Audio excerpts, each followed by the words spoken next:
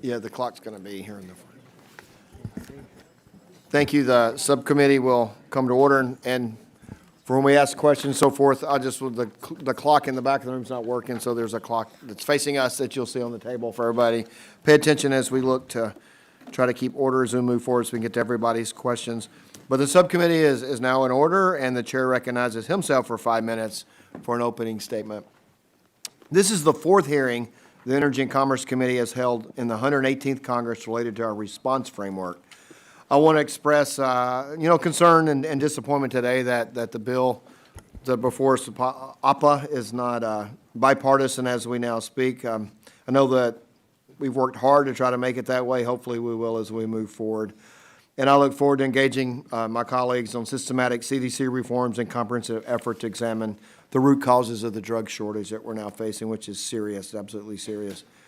I am grateful to Representative Miller-Meeks for taking the lead on CDC reform by publicly issuing a request for information on this issue. I look forward to hearing from her about the responses she receives from her RFI and addressing the many issues highlighted in a future CDC reform effort. We'll start these conversations today, and we will have to work to do across the Health Subcommittee's jurisdiction that necessitates a separate process and larger conversation outside the scope of this authorization. So hopefully we can go back to focusing on this authorization and look forward to working together on the other issues that have arisen the last few days. The legislation before us today is designed to generate broad consensus around streamlined improvements to our preparedness and response infrastructure at the Administration for Strategic Preparedness and Response, or ASPR. We are continuing our efforts to prepare for and respond more effectively to future public health security threats. These threats include chemical, biological, radiological, nuclear, cyber attacks, or any infectious disease outbreak. Many of the bills today are bipartisan. This includes legislation focused on evaluating and shoring up our diagnostic testing infrastructure and domestic manufacturing capacity for medical countermeasures during a public health emergency. These two components hampered our initial response to the COVID-19 pandemic. We also have several pieces of legislation focused on improvements to our national strategic stockpile. This includes reaffirming our commitment to supporting states' efforts, working to ensure streamlined insight into our stockpile supply chain, and clarifying ASPR's responsibility over the strategic national stockpile. We are considering legislation to improve transparency and communication between our federal agencies and private sector partners. For example, we're examining the benefits of establishing an advisory committee to provide a forum for private sector input into our medical countermeasures procurement. We must also demand proper accountability and communication from our public health agencies to our constituents. That is why I'm pleased to see Chair Rodgers' discussion draft to require CDC to issue good guidance practices included in the hearing today. This would establish public participation requirements prior to finalization or implementation of major guidance pushed out by the CDC. It also clarifies that these guidances are non-binding and do not create, restrict, or revoke any person's rights or responsibility. This also does not have the force or effect of law, which is a standard that other public health agencies already must meet. The public deserves to have visibility and a seat at the table to allow them to make decisions best for themselves and their families. To build on the importance of accountability and improved processes, I am to partner with the Representative Peters on bipartisan legislation to examine the Department of Health and Human Services existing data authorities and data collection efforts. This includes the federal funds used for such purposes. Local authorities don't need new top-down, heavy-handed data sharing mandates that won't help them respond to their local needs, nor should the American people's sensitive information be collected and potentially used in a punitive fashion. This bill will ensure the agency is held accountable for any overutilization of such authorities, including any redundancies. We've already heard from stakeholders on how important this review is. And hopefully we can move it forward as part of this process. In closing, I would like to extend my sincere thanks to Representative Hudson, his staff, and our dedicated committee staff for their work over the past several months to deliver this strong discussion draft. We must ensure these critical preparedness and response activities are authorized in a timely manner. I'm happy to get to work on other topics, as shown by a number of hearings and bills we've already moved through this subcommittee. However, trying to attach other issues into this reauthorization with broader topics will undermine its ultimate passage.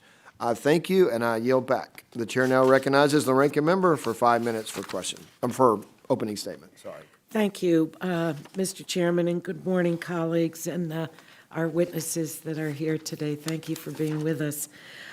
During my floor speech on the passage of the original Pandemic and All Hazards Preparedness Act in 2006, I said, quote, "This bill demonstrates the good that can come out of bipartisan teamwork." Today, as the only original author of PAPA still serving in Congress, I ask that members recommit to bipartisan teamwork so that we can pass a reauthorization bill to ensure our country is doing its best to prepare for the worst. The 2023 PAPA reauthorization must meet the challenges we witnessed during the COVID pandemic and anticipate the challenges of the future. There's clear demand from stakeholders for improvements to the legislation. Over 250 organizations replied to the request for information on PAPA that Representative Hudson and I published. One critical area where our country is unprepared is our medical supply chain. During the pandemic, we saw that our medical supply chain is broken in 3 devastating ways: shortages of life-saving supplies, especially when met with high demand during an emergency, subpar manufacturing, and an over-reliance on foreign production. It's in the DNA of PAPA to address gaps in supply. Project BioShield, the Biomedical Advanced Research and Development Authority, and the Strategic National Stockpile are authorized in PAPA with the express purpose of ensuring access to medical countermeasures in times of emergency. This year's PAPA reauthorization is another opportunity to fix the vulnerabilities of our drug and device supply chains.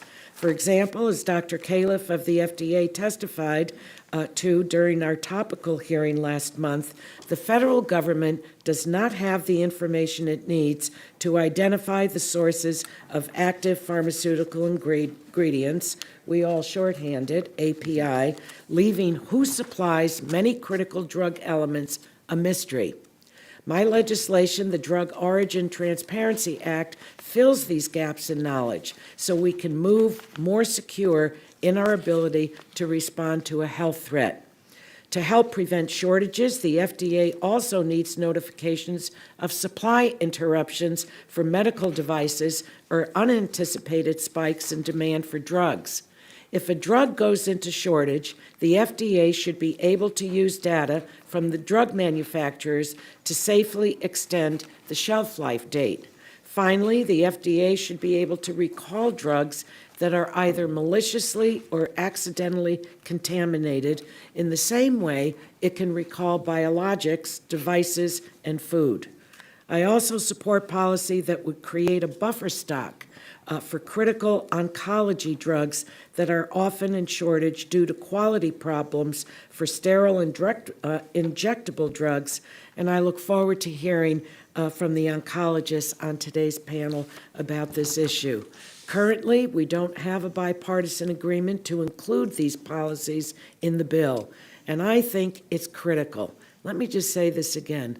I think it's critical that we commit to move these policies forward in PAPA. Chair Rodgers, Chair Guthrie, Representative Hudson, I hope you'll work with me. I'm asking you, I'm really begging you to work with me to find a bipartisan path forward. That's how serious these issues are. I'm pleased that today we'll consider important legislation to improve CDC's public health data, create a diagnostic preparedness plan, and provide BARDA with many of the important contract authorities that Assistant Secretary O'Connell described during our last hearing. I'm hopeful we can include these common sense policies as well as address concerns about the medical supply chains in the final reauthorization. Our nation's health and our nation's security depend on it. I yield back, Mr. Chairman. Gentlelady yields back. The chair now recognizes the chair of the full committee, Chair McMorris Rodgers, for 5 minutes for an opening statement. Today we are considering several pieces of legislation critical to our national public health security. This conversation could not come at a more pressing or relevant time. America is facing public health security threats on many fronts. For example, a recent State Department report confirmed North Korea continues to develop genetically engineered biological weapons, including bacteria, viruses, and toxins. According to one report, nearly 60 million patient records were compromised last year through over 900 data breach incidences. And we continue to learn lessons from the unprecedented COVID-19 worldwide pandemic. We must be prepared for and ready to respond to these threats: chemical, biological, radiological, nuclear, or cyber attacks, by taking an all hazards and threat agnostic approach. That is the focus of the solutions we're considering today that Mr. Guthrie discussed in detail. I understand that some of my Democratic colleagues are upset that we are not considering legislation related to drug shortages and larger supply chain issues. I will say to them, I welcome that discussion. Just last week, the FDA announced that more than 130 drugs were in short supply, 14 of which are cancer treatments. Clearly, this must be addressed. A few weeks ago, the Oversight Subcommittee held a hearing on this exact topic. And just yesterday, Senate Finance Ranking Member Crapo and I released a public request for information to solicit information and ideas on the underlying economic causes of drug shortages, the potential role of federal programs in contributing to drug shortage, and possible solutions.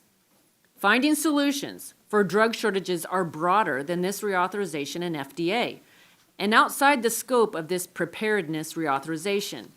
I welcome my colleagues, Democratic colleagues, and Republican to work together on this effort, and I remind them that the focus of today's legislative hearing is on ensuring we reauthorize immediate preparedness and response programs for many of these threats, from catastrophic natural disaster to a biological threat to cyber attack. The question is not if, but when, and I thank many members for their hard work on the reforms we're considering today. I especially want to express appreciation to Congressman Richard Hudson, his leadership to provide the framework for these discussions, and commend him and his team for their hard work. I'm going to yield now to Congressman Hudson to further speak to these efforts and what happens if we fail to come together to pass this reauthorization on time. I thank the chairwoman. After years of preparing for this reauthorization, I've been proud to work with my Republican and Democrat colleagues to ensure that our nation is best prepared and able to respond to any future public health security threat. At the beginning of this year, I put out a request for information along with my colleague, Ranking Member Anna Eshoo, to solicit important stakeholder feedback on this reauthorization. I'm honored to work with Ranking Member Eshoo, a four-time champion of PAPA, someone who knows the critical importance of getting this bill across the finish line. With that being said, I worry that my colleagues are losing sight of the need to pass this bill this year. From the beginning, I've worked in good faith with the Democrats on negotiating a bill that can pass the House, particularly considering the current dynamics of this Congress. I've been clear since the start of my priorities and the confines we're working under. It's disappointing to me that the Democrats have recently decided to walk away from this conversation and force a one-year extension of PAPA. We're running out the clock debating issues that, while absolutely need to be addressed, have never been included before in this reauthorization.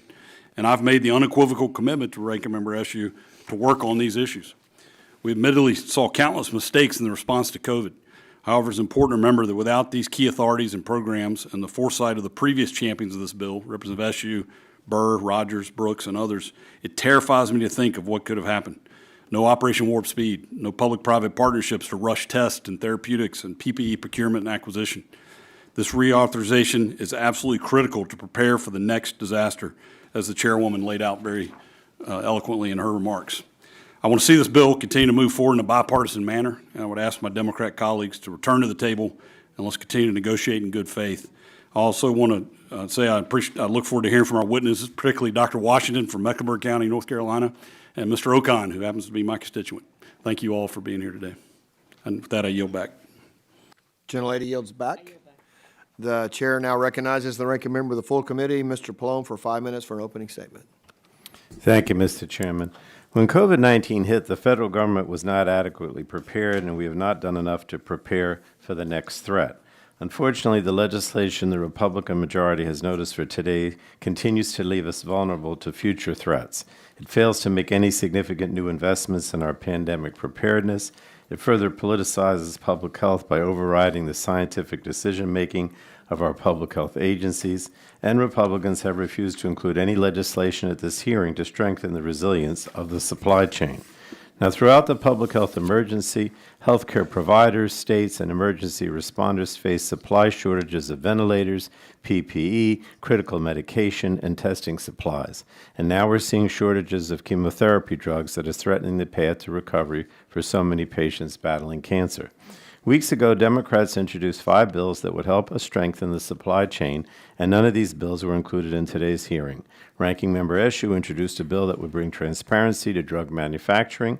The United States is over-reliant on foreign suppliers for critical drugs, and unfortunately, we don't even know how bad the problem is or which drugs rely on foreign suppliers. And Ranking Member Eshoo's legislation would help the FDA understand the entirety of the drug supply chain, which would be beneficial if there is manufacturing or quality issue that could lead to a shortage. FDA would then know what suppliers drug manufacturers are relying on so that it could quickly address the problem. When drug shortages happen, FDA can work with sponsors to extend the shelf life of the drugs available in the market to the latest possible date without losing drug quality, effectiveness, or safety. However, obtaining scientific information from drug sponsors to support an expiration date change can sometimes take weeks or months, that is, time patients may not have. The Ensuring Access to Life-Saving Drugs Act, introduced by Representative Slotgood, would streamline this process. Additionally, we know that there are times when FDA is not even aware that a shortage of a product is coming. When there are unforeseen demand spikes, FDA has little insight into these issues until the problem is already impacting patients. Bipartisan legislation from Representative Jacobs and Mills would ensure manufacturers notify FDA when these demand spikes occur. Right now, there is also no requirement in place for medical device manufacturers to notify FDA of supply problems. Representative Castor has introduced a bill to fix that. We also requested that the Republican majority finally take on the glaring drug safety risks that exist when a dangerous or contaminated drug must be recalled.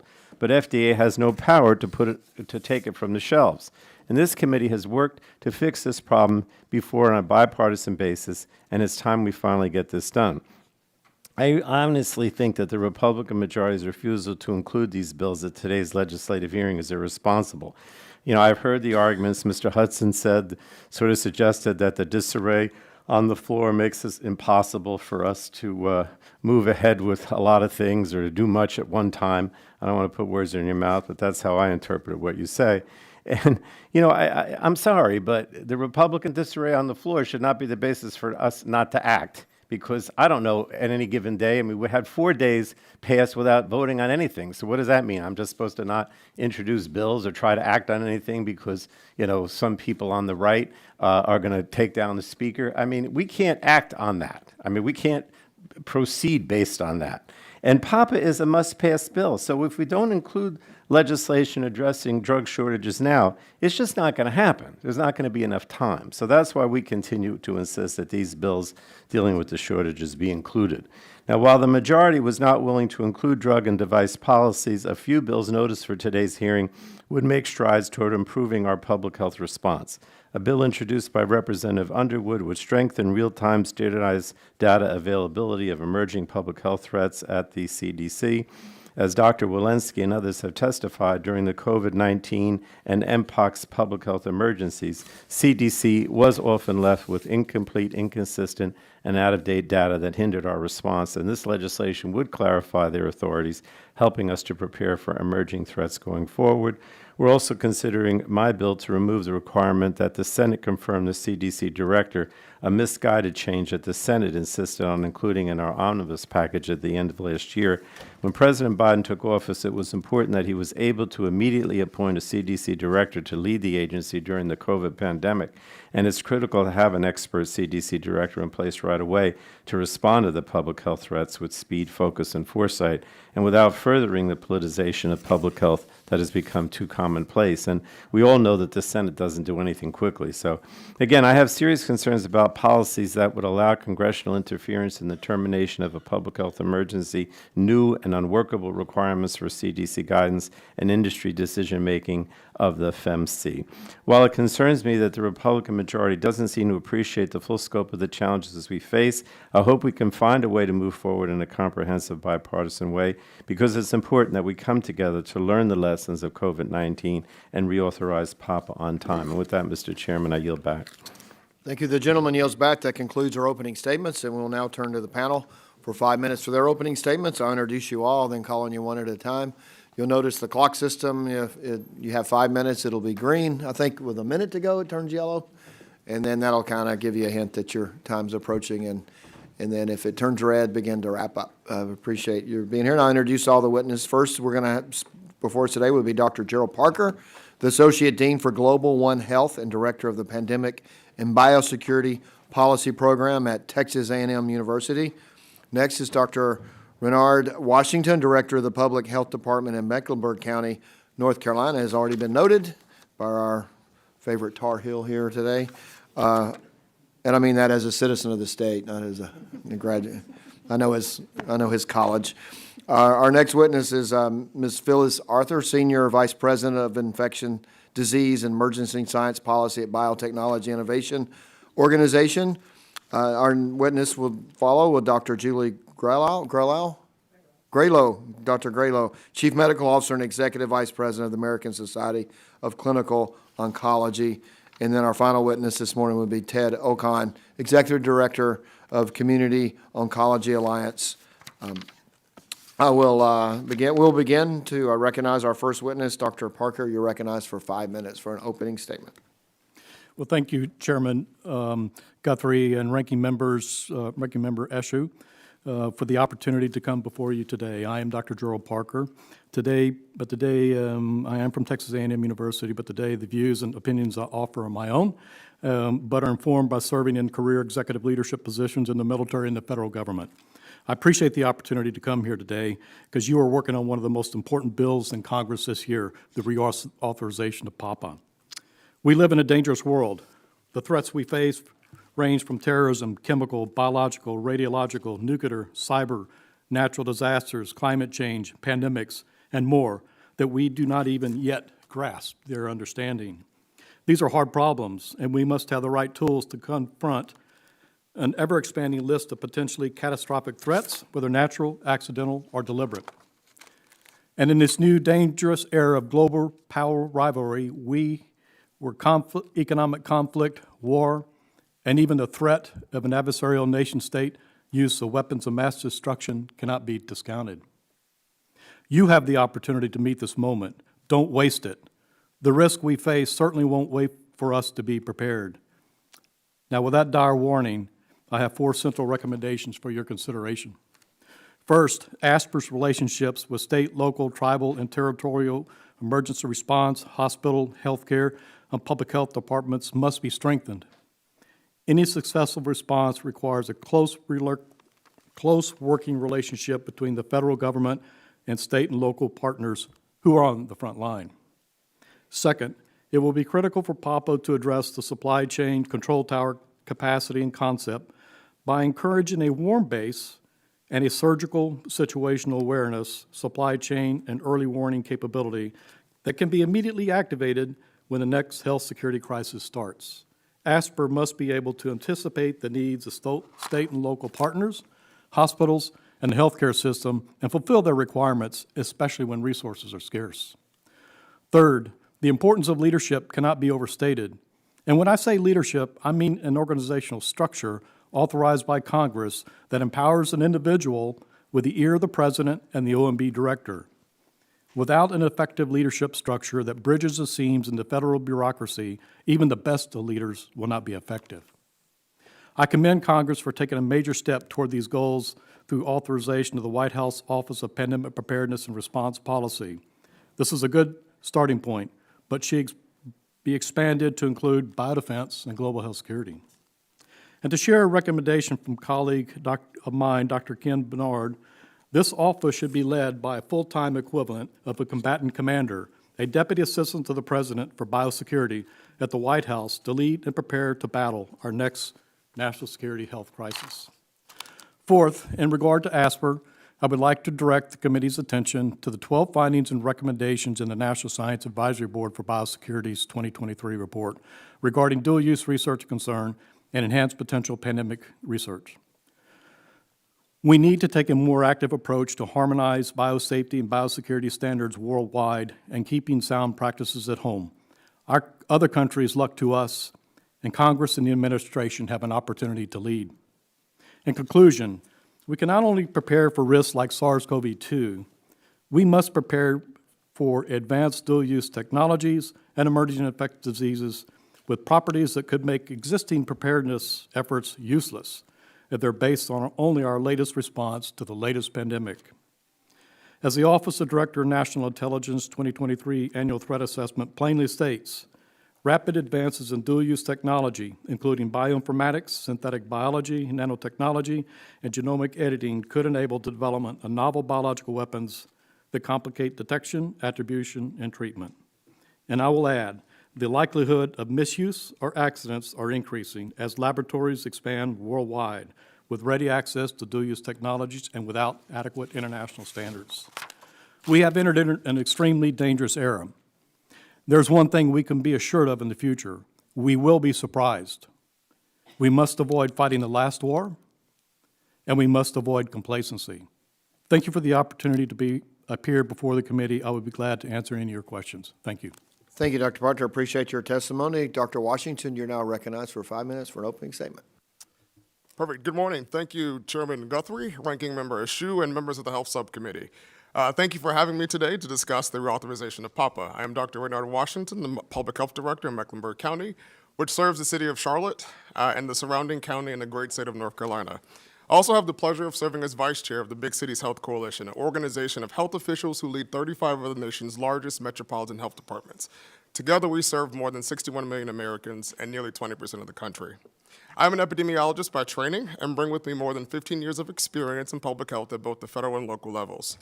Prior to Charlotte, I served as the Deputy Health Commissioner and Chief Epidemiologist for the City of Philadelphia.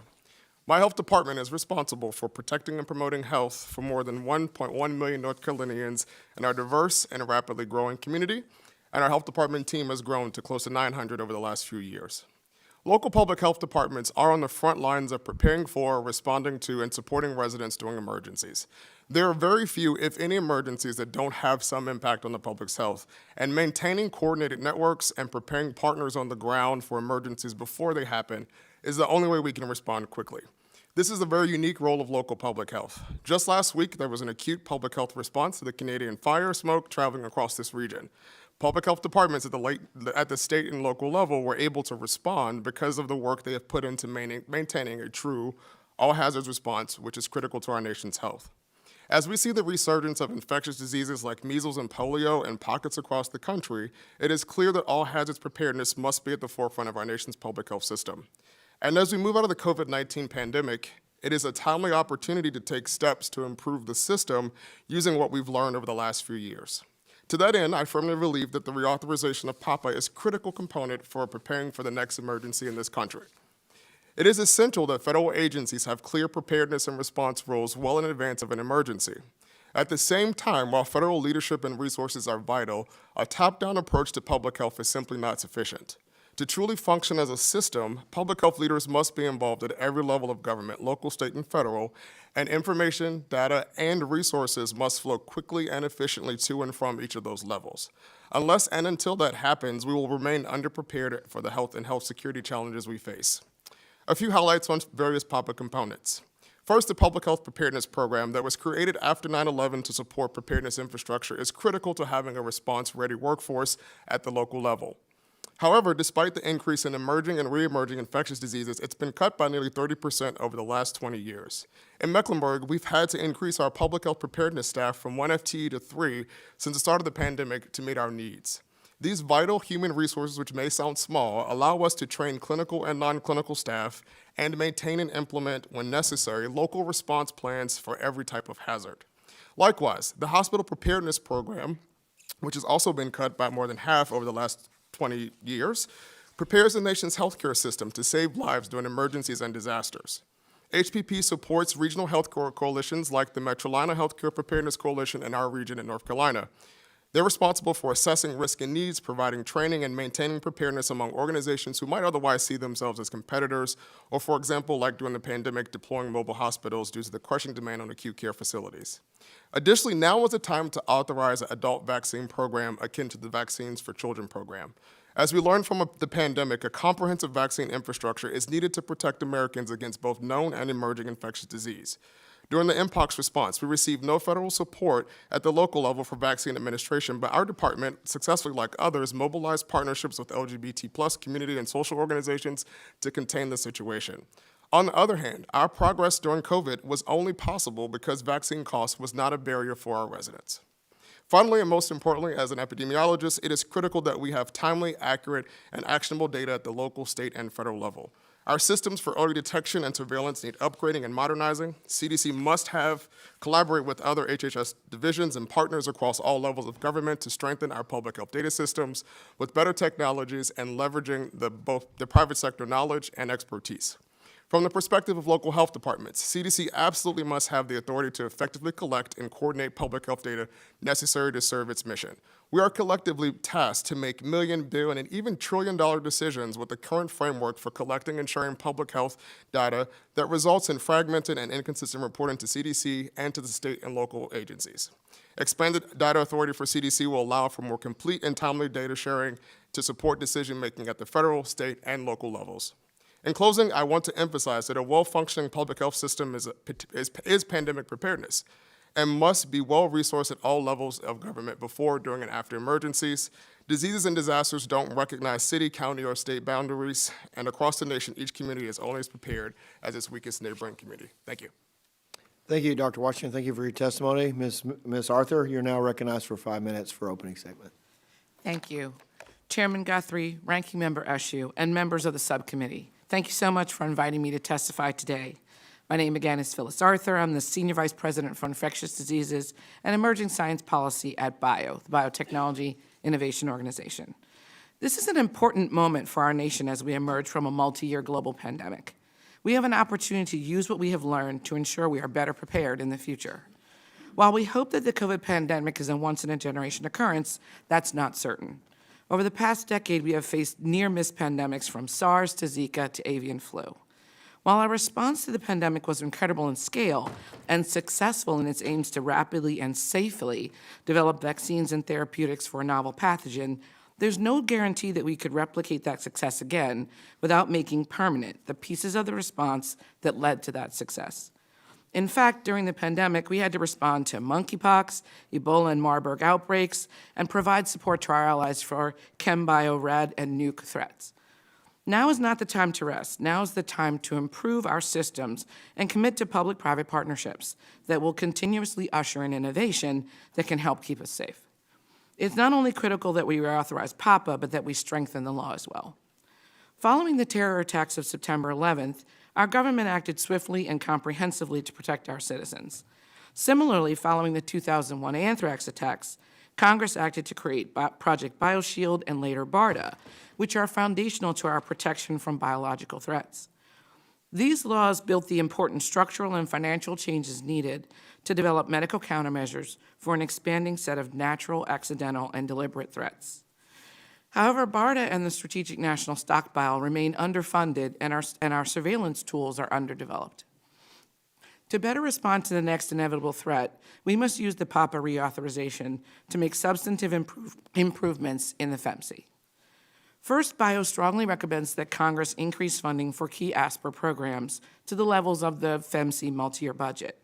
The BARDA Advanced Research and Development, the Project BioShield Special Reserve Fund, and the Strategic National Stockpile should all be authorized at over $1.5 billion each to ensure that there are ample funds for the development, procurement, life cycle management, and manufacturing support for a broad array of medical countermeasures. Separate funding of at least $330 million is needed to support continued development and sustainment of pandemic influenza vaccines, antivirals, and diagnostics, as pandemic flu remains one of our most persistent global threats. Lastly, BIO recommends that funding be allocated to BARDA to enable a pathogen-agnostic viral family approach to R&D and manufacturing. This approach will help us better prepare for a broad set of emerging pathogens of pandemic potential by leveraging novel platform technologies and novel mechanisms for new vaccines, monoclonal antibodies, and oral antivirals. Second, BIO recommends several policies that will help incentivize industry and strengthen the partnership between the government and developers. We recommend increasing the transparency of the SNS by encouraging the sharing of MCM requirements. This should be done with private sector partners on a regular basis. We also strongly recommend that Congress eliminate the sunset of the MCM Priority Review Voucher Program, as this program is an important incentive for the development of novel MCMs. And lastly, we strongly encourage the inclusion of the Pasteur Act to spur the development of much-needed novel antimicrobials. Third, BIO recommends that ASPR be granted new authorities that expand their use of the Other Transactions Authority, that they have authorities to enable domestic manufacturing investment and allow for rapid procurement and acquisition. Fourth, given the vital role of a strong public health infrastructure to our national response, BIO recommends increased funding for surveillance capabilities at the CDC to better detect, monitor, and respond to outbreaks and emerging pathogens around the world. We also support funding CDC's ability to partner with states to expand and strengthen state immunization infrastructure, especially for adult immunization.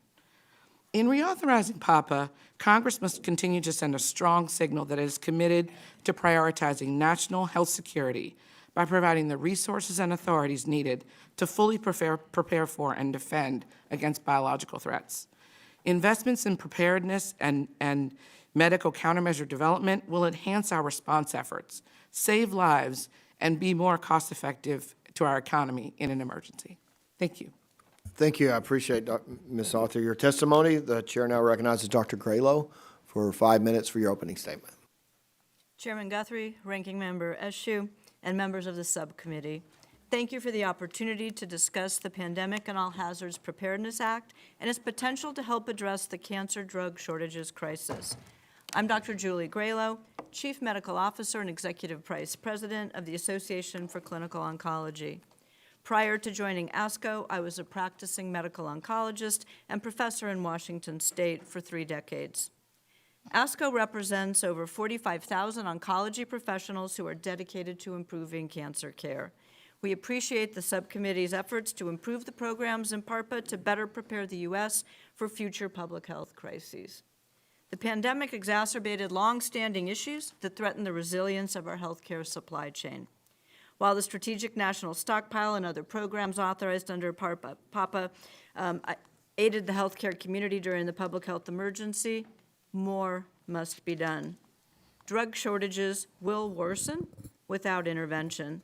This is especially true for sterile injectables, many of which are oncology drugs. These drugs are expensive to make, they have a low profit margin, and they lead manufacturers to reduce or discontinue production. Active pharmaceutical ingredient sourcing is a weak point. Many manufacturers use the same API source. If that source experiences quality issues causing a production shortdown or runs out of critical components, drug shortages are a likely outcome. Visibility into the supply chain regarding APIs is lacking. The FDA does not have authority to require manufacturers to provide API sourcing information. This means shortages can emerge without warning. Today's shortages are the worst that I've seen in my 30-year career. I'm in regular communication with colleagues at the University of Washington and Fred Hutchinson Cancer Research Center in Seattle. Initially, they were optimistic that with dose modifications and substitutions, they had enough supply of these platinum agents to ride the shortage out. Then, however, many of the state's smaller cancer centers began running out of drug and sending their patients to the UW, depleting their supply. I spoke to a patient diagnosed with endometrial cancer whose team recommended a chemotherapy course that included a platinum agent.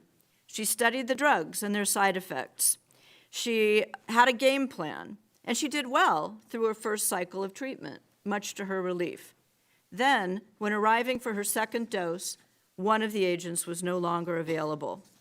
You can imagine the anxiety this caused. Even when there are acceptable and proven alternatives, switching a planned course of treatment adds fear and stress to that already caused by a cancer diagnosis.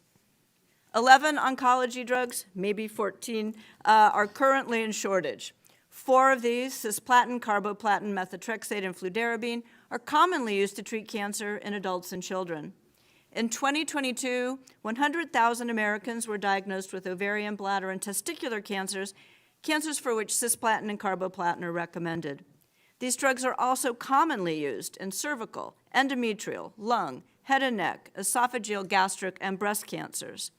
The number of U.S. patients at risk could be as high as 500,000 a year. Drug shortage risks also extend to pediatric patients. From 2010 to 2020, 8 of the 10 most frequently used drugs to treat acute lymphoblastic leukemia, the most common childhood cancer, were at some point unavailable. Beyond drugs, we've experienced essential supply shortages, including glass vials, IV tubing, saline bags, and more. Shortages place providers in a moral dilemma, prioritizing drug use for patients who are curable versus those who are not. Patients worry about whether they'll receive their next treatment or if switching to another treatment will shorten their lives. The PAPA reauthorization is opportunity to advance solutions to improve the supply chain, especially during public health crises. ASCA makes the following recommendations detailed in my written statement. Improve the function and composition of the National Strategic Stockpile. Enhance multinational collaboration on supply chain resilience. Incentivize manufacturers to improve quality and transparency. Reduce reliance on other countries for critical ingredients. Analyze domestic drug and device manufacturing capability and capacity for critical products to avert national security threats. I appreciate the subcommittee's efforts to enhance the supply chain to protect our national security and our patients' health.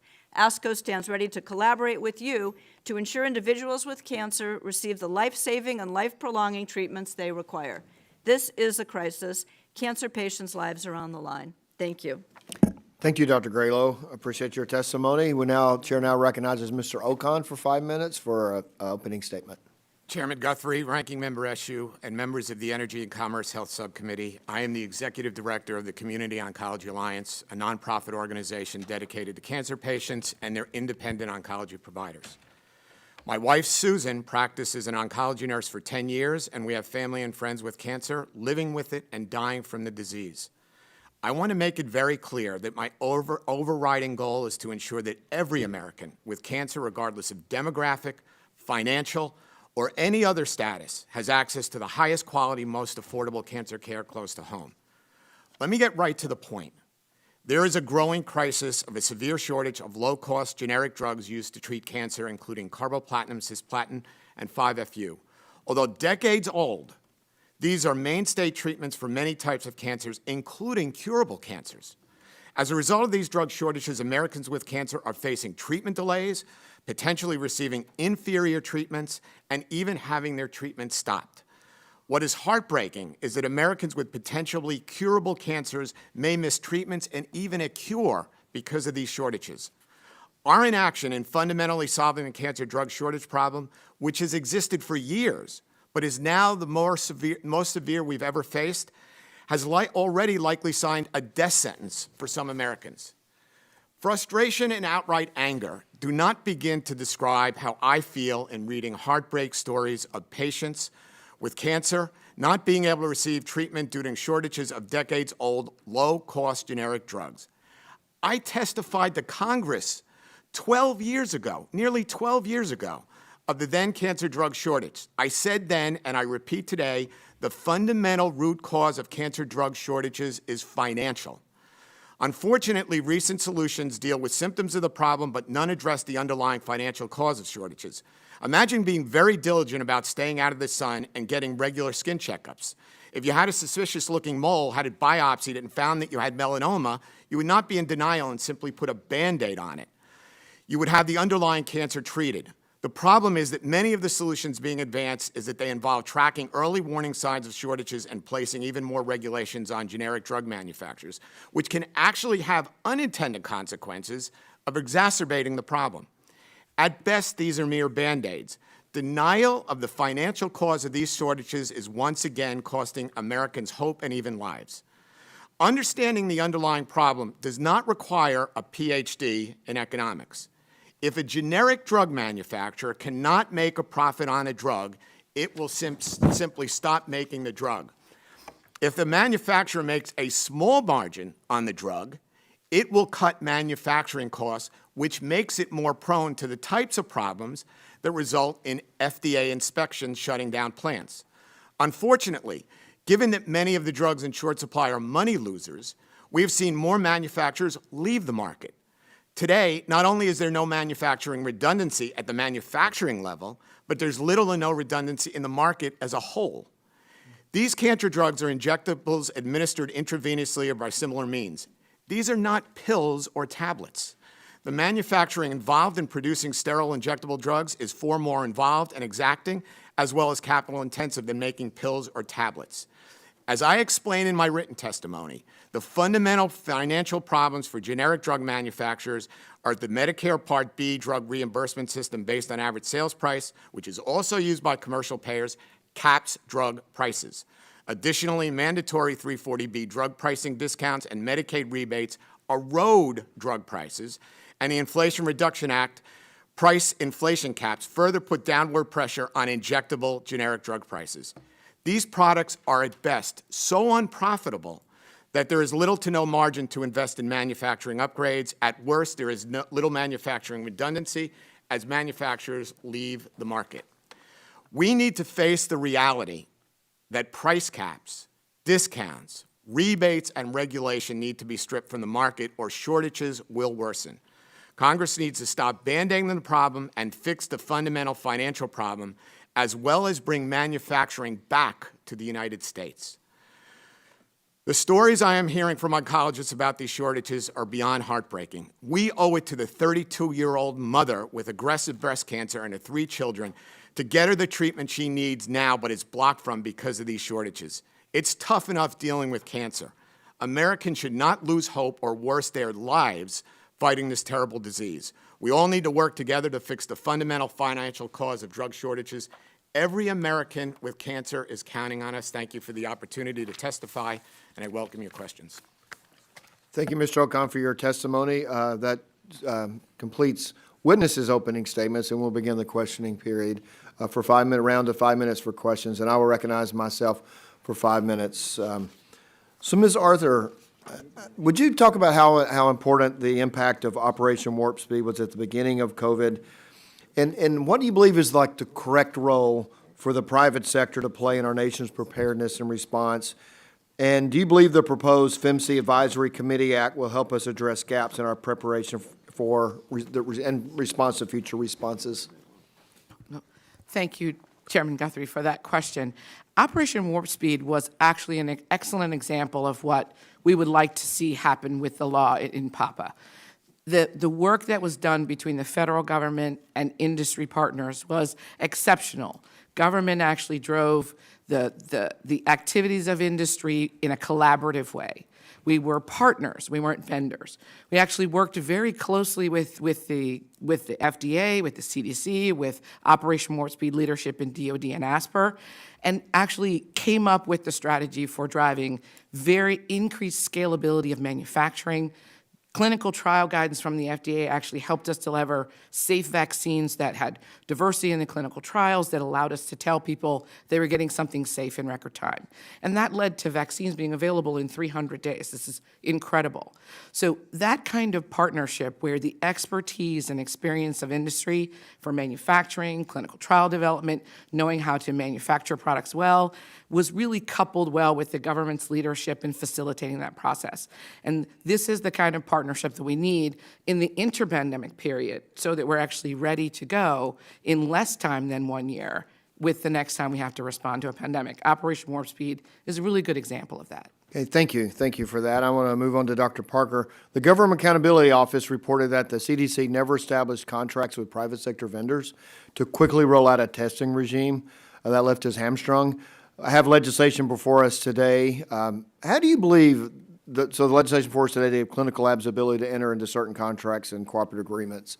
So how do you believe this legislation will help us more effectively respond to future threats? Well, I think actually it's in line with what Dr. Phyllis just said about the public-private partnerships and involving private industry. The sooner the better. And so I think we need to do the same thing in our diagnostic world, in our diagnostic enterprise. We cannot just rely on our federal government or state government public health laboratories to take care of the whole job, and so we need to have our private sector engagement in these laboratory and diagnostics from the start, and it's most important also, it's in the inter-epidemic period that we need to do this. We cannot wait until there's a crisis to do this. So I support the effort to try to get the private sector engaged during the inter-epidemic period in these efforts. Okay, thanks. I've been concerned about, Dr. Parker, this for you as well. I've been concerned about just the executive authority declaring emergencies and having kind of unlimited time moving forward. Some states, I know my home state, went in and put a limit on what the governor could do. We had emergencies, and so we can't just govern by fiat. And we had an emergency with record flooding in Appalachia, called the General Assembly together. Instead of one person choosing to spend hundreds of millions of dollars, they came together as a group and said and rose to the occasion. You know, some people want to dismiss Congress and just turn everything over to the experts. We know the experts got a lot wrong. They got a lot right, and they got a lot wrong that's going to have lasting impact. And I do believe that the legislative authority shouldn't just be dismissed and say, well, let's just turn it over because it's too difficult to bring everybody together. Well, that's what our founding fathers wanted to do. So one of my bills would allow Congress to vote to extend the public health emergency for 6 months after it's been declared. Would you talk about the role for Congress in this and what you see in that bill? Yeah, well, certainly, maybe I'm not a constitutional expert, but certainly there's a definite role for all three branches of government, including congressional oversight. It's absolutely essential. And I would say actually there's a role for investigative journalism as well to keep us all honest too. And I'm talking as a former government employee. But I think maybe one thing that perhaps may have been lacking, that I think back to the H5N1 influenza preparedness days between 2006 and 2009, there were kind of like clear triggers and metrics of the phases of the pandemic. Then I think we kind of lost that, before COVID-19. And I think maybe one way to exercise the congressional oversight is to make sure our pandemic plans and strategies have clear triggers and metrics of when a crisis and a public health emergency should be declared, and then what are the clear metrics and triggers of when it ends, when the public health emergency declaration ends. So I think that would help a lot. I probably should stay out of the political thing and that, but I think, but certainly there's a place for congressional oversight, and I think our plans ought to have clear triggers and metrics of when it starts, when it ends. Well, thank you. I appreciate that. And my time has expired, so I will yield back. And the chair now recognizes the ranking member, Eshoo, for 5 minutes for questions. Thank you, Mr. Chairman, and thank you to each one of the witnesses. To Dr. Graylow on drug origin transparency. Information on the supply chain for prescription drug products in New Zealand, I'm really fascinated by this, is publicly disclosed and transparent. New Zealand collects and makes public the name and location of the API and the finished drug manufacturers. The data on the New Zealand MedSafe public access website can be analyzed to quickly determine which ones have the highest dependence on a certain geographic location, such as Wuhan, China. Within hours of the news of a plant closure, New Zealand could know which drug products will be affected and can look for other producers of the same drug to supplement the country's drug supply. How would your ability to treat your patients be impacted if the United States adopted a similar transparency policy, where the FDA, hospitals, doctors, public policy analysts could monitor the U.S. upstream pharmaceutical supply chain to identify potential trigger points that could lead to supply chain vulnerability and to predict drug products that may face shortages? Thank you for that question. I think that level of transparency to all, the ability to know where manufacturers are getting their raw materials from, for everyone to know, would give us much more lead time when a problem exists. We would have much more time to be able to ramp up again, to look for alternative sources, to start to look toward importation, the expanded shelf life, for example. It just would give us a much bigger time period to adjust and hopefully avert a crisis in that setting. We don't have that kind of information available at the raw materials level, the API level. Right. About achieving a stable supply of oncology drugs. In your testimony, you proposed the government contract with manufacturers to create a buffer stock to achieve a short-term supply of oncology drugs. Can you speak to how that buffer stock would help address the acute shortages we're seeing now in oncology drugs? Having, for example, a 6-month supply, take whatever we would agree to, on board, whether it's at the manufacturer level or the government or the buyer level, that constantly rotates. It would have to keep rotating because these agents have short half-lives. Having 6 months would, again, give us much more time to ramp up and deal with the shortage. So on the one hand, having greater visibility when the problem first occurs, and then on the other hand, having at least 6 months to gear up again would be a great help and likely avert many of these crises. Well, I appreciate each one of the testimony of each one of the witnesses. I've never extracted my authorship or support before. This is major legislation. But colleagues, this drug shortage supply is affecting every single one of our congressional districts. This is not a Democratic idea. This is a national need, and it's a national crisis.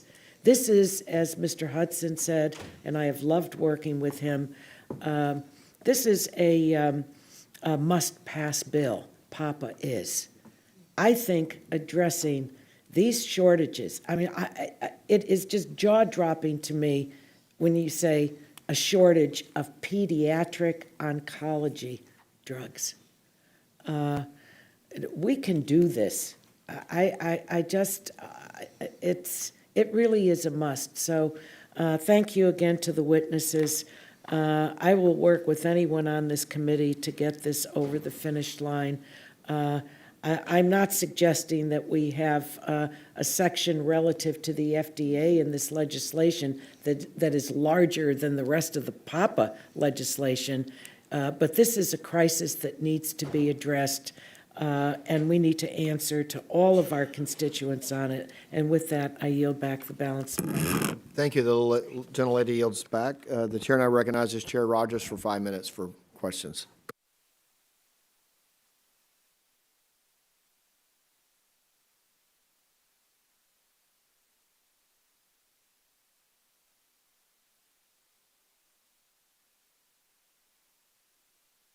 Shortages, and we will continue to work with you on that. I think it's a question of what's in this bill before us today and how we go about doing it. So we'll keep those conversations going.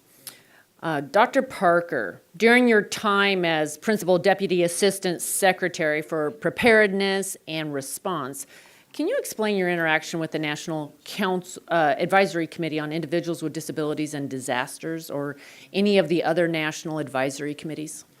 Sure, and I think my experience when I was the Pete Asper, and before Asper was formed in the Office of Public Health Emergency Preparedness was actually during Hurricane Katrina, Rita, Wilma. And that may have preceded the actual establishment of the of the NAC Advisory Committee, but the experience of Hurricane Katrina certainly formed our need of how we better take care of special needs, special medical needs population, and it was just really a horrible situation in New Orleans when pre-storm, post-storm, local authorities really didn't know where some of these special needs people lived. And how do we evacuate those that need to be taken care of, that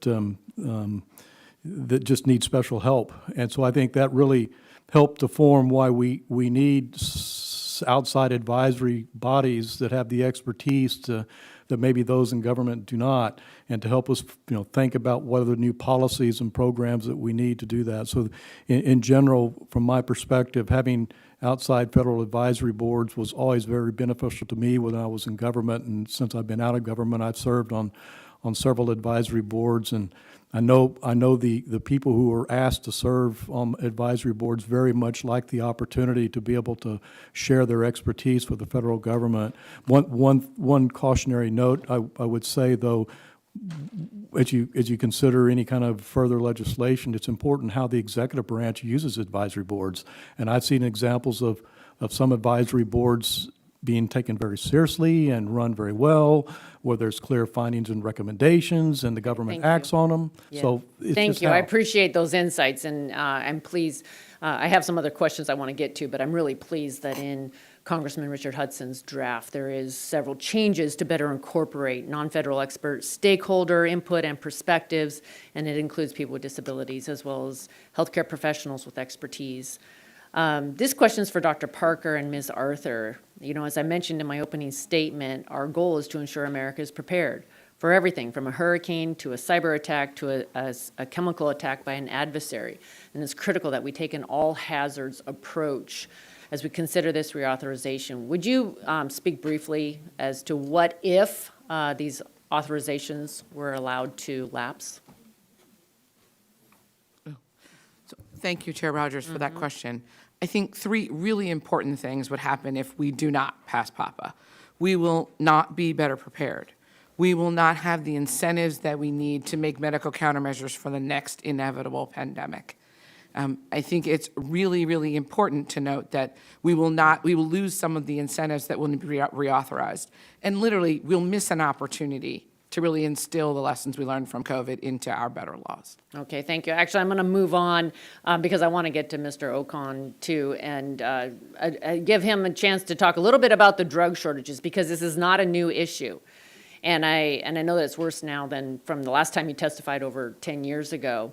Your testimony indicates that the economics of the sterile generic drug market is at the heart of this issue. And I just wanted to ask if you would speak some more to that issue and how we can help patients afford health care while making sure that companies invest in manufacturing and get this back into the United States. Well, I'll read you a quote from the FDA Commissioner, Chair Rodgers, testified in front of Energy and Commerce last month. If I offered you the chance to produce a drug and guaranteed you would lose money on every pill you made, it is unlikely you would go into that business. And you might also skimp on your quality systems and manufacturing, which then leads, when we do inspections, to fight problems. I'm not saying that some of the solutions advanced in terms of early warning and signs and things like that aren't important to know, but I believe very strongly, and 11 years ago, Dr. Scott Gottlieb, who testified next to me, we didn't know each other, came to the same conclusions. If you listen to Dr. Gottlieb on different news shows lately, he's saying the same thing. The root cause of this is financial. Thank you. We need to bring manufacturing back to the United States. More to come for sure, but I just want to end by saying that I'm troubled that less than half of the FDA registered facilities are complying with existing requirements to report the volume of what is made in each facility. Companies need to be complying with current law, and FDA needs to be enforcing before we consider new requirements and authorities. I yield back. Thank you. The chair yields back. The chair now recognizes the ranking member of the full committee for 5 minutes for questions. Thank you, Mr. Chairman. And I just want to repeat that I do not agree with my Republican colleagues that PAPA reauthorization legislation isn't the place to address our vulnerable supply chain. And unfortunately, they have instead focused on this partisan request for information process that I think kicks the can down the road and refuses to address the challenges with any urgency. Unfortunately, they don't seem to appreciate the security threat that is posed by having a constant rotation of critical drugs and medical devices in short supply. So, Dr. Grallo, quickly, because I have other questions, can you explain why the American Society of Clinical Oncology views drug shortages as a matter of national security and why we should address it through the PAPA reauthorization? We've viewed this as a matter of national security for years and years now. Actually had a summit with all stakeholders back in 2018 where we called this a matter of national security. Not having the drugs we need available to our patients, to the American public, is a matter of national security. And did the drug shortage get worse during the COVID-19 pandemic, and how did that affect patient care? Again, quickly, if you could. There are some very specific drugs that were made worse during the pandemic, not to the degree that we have right now with these two drugs, cisplatin and carboplatin, but the pandemic disrupted supply chains, et cetera, and we were very vulnerable. It's actually amazing we didn't do worse with many of our drugs, getting them into our country during the pandemic. Well, thank you.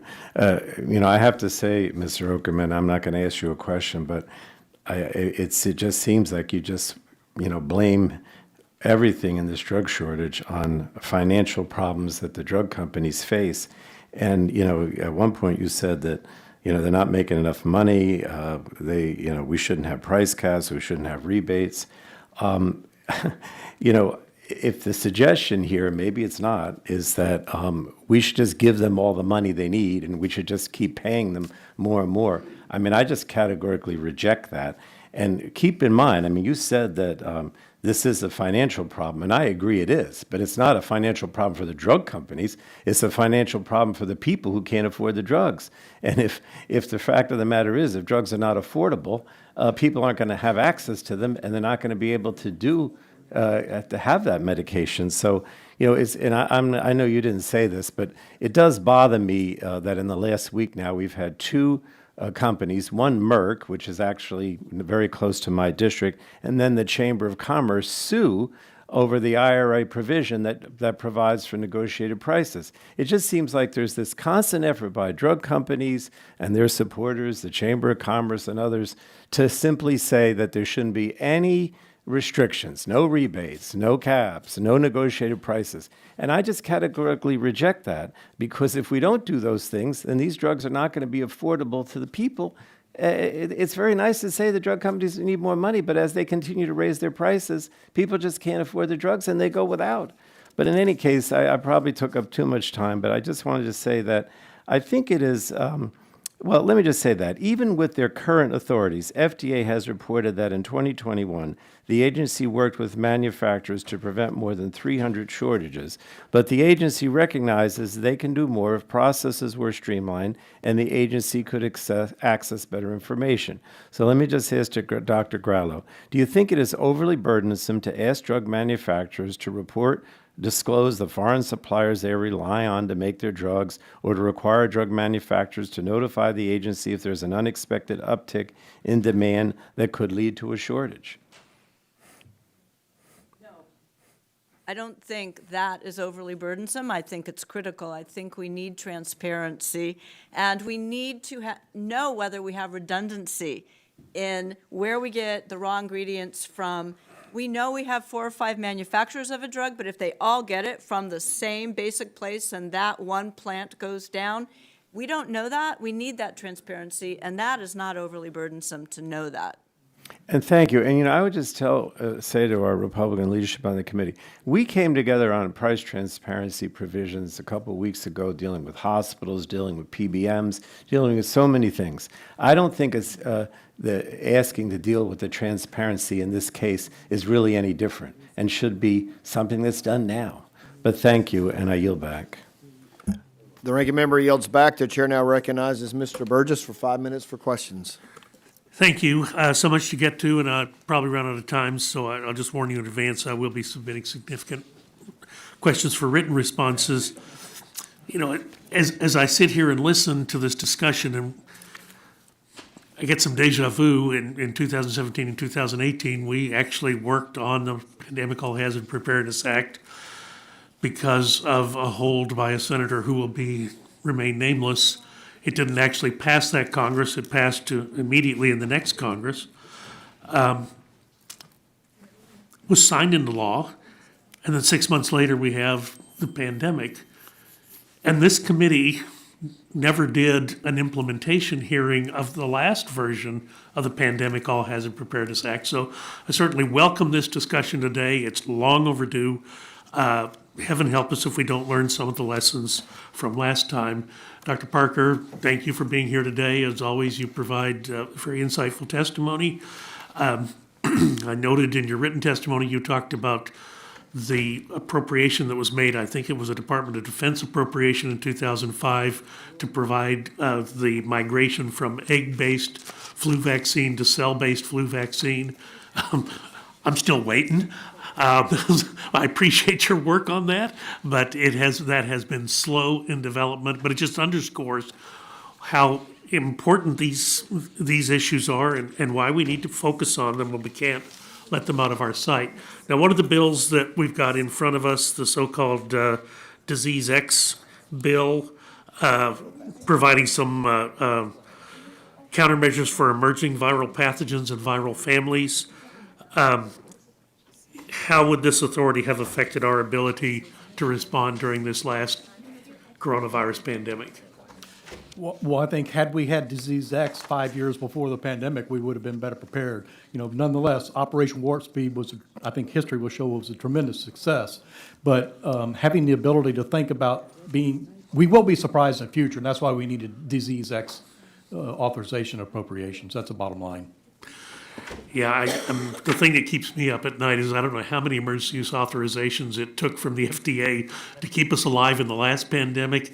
If we need, 250 relaxations of the regulations in order to not die during a pandemic, maybe we ought to emulate the Operation Warp Speed model that you continually address. And I couldn't agree more with you about that.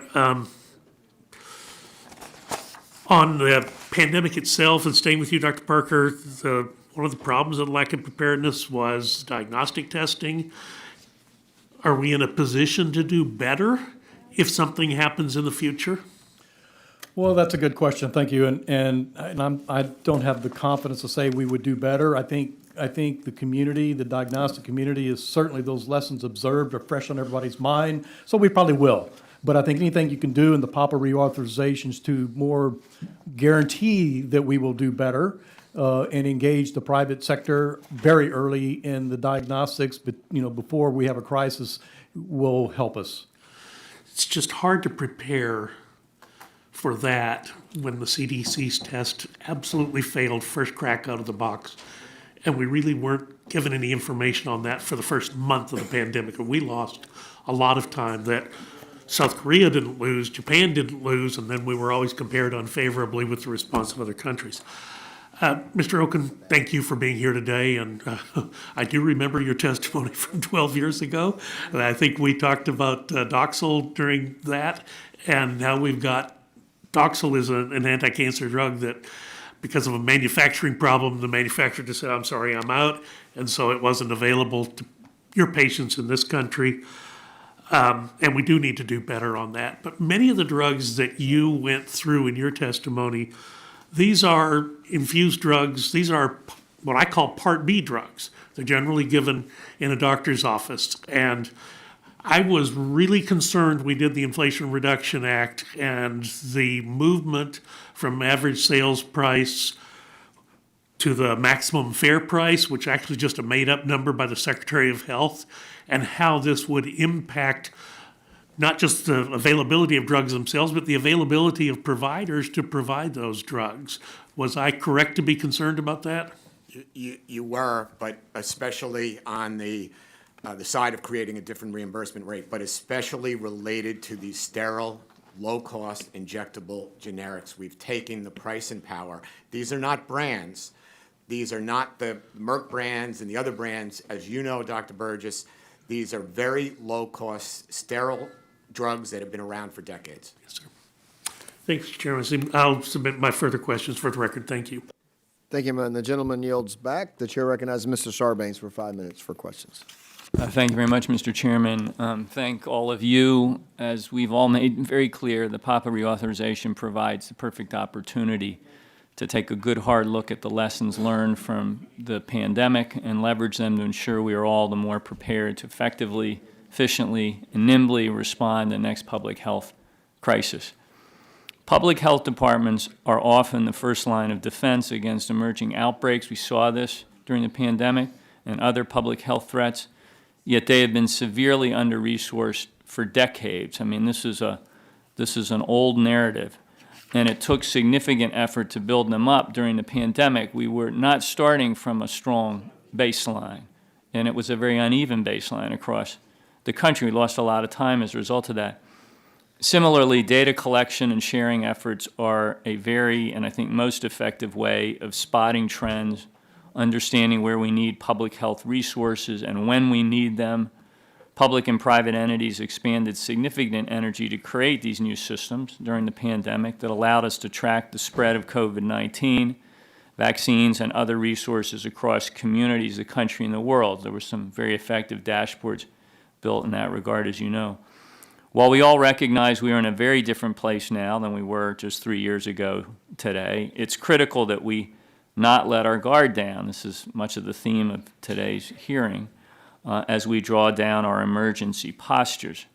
If we're going to be ready for the next public health crisis, we need to ensure that we maintain a base level infrastructure of the public health workforce, data, and other capacities that we built up during the pandemic. Dr. Washington, as an epidemiologist and the vice chair of the Big Cities Health Coalition, you, of course, are acutely aware of the challenges that have faced public health departments during the pandemic and those that will face them in the future. In your testimony, you said it is best, quote, a well-functioning public health system is pandemic preparedness and must be well-resourced at all levels of government before, during, and after emergencies. As I say, I think you said that best. What does it look like to strike the necessary balance between a return to normalcy, which we all seek, crave really, and maintaining adequate preparedness for the next public health crisis? And how can we achieve this in PAPA reauthorization?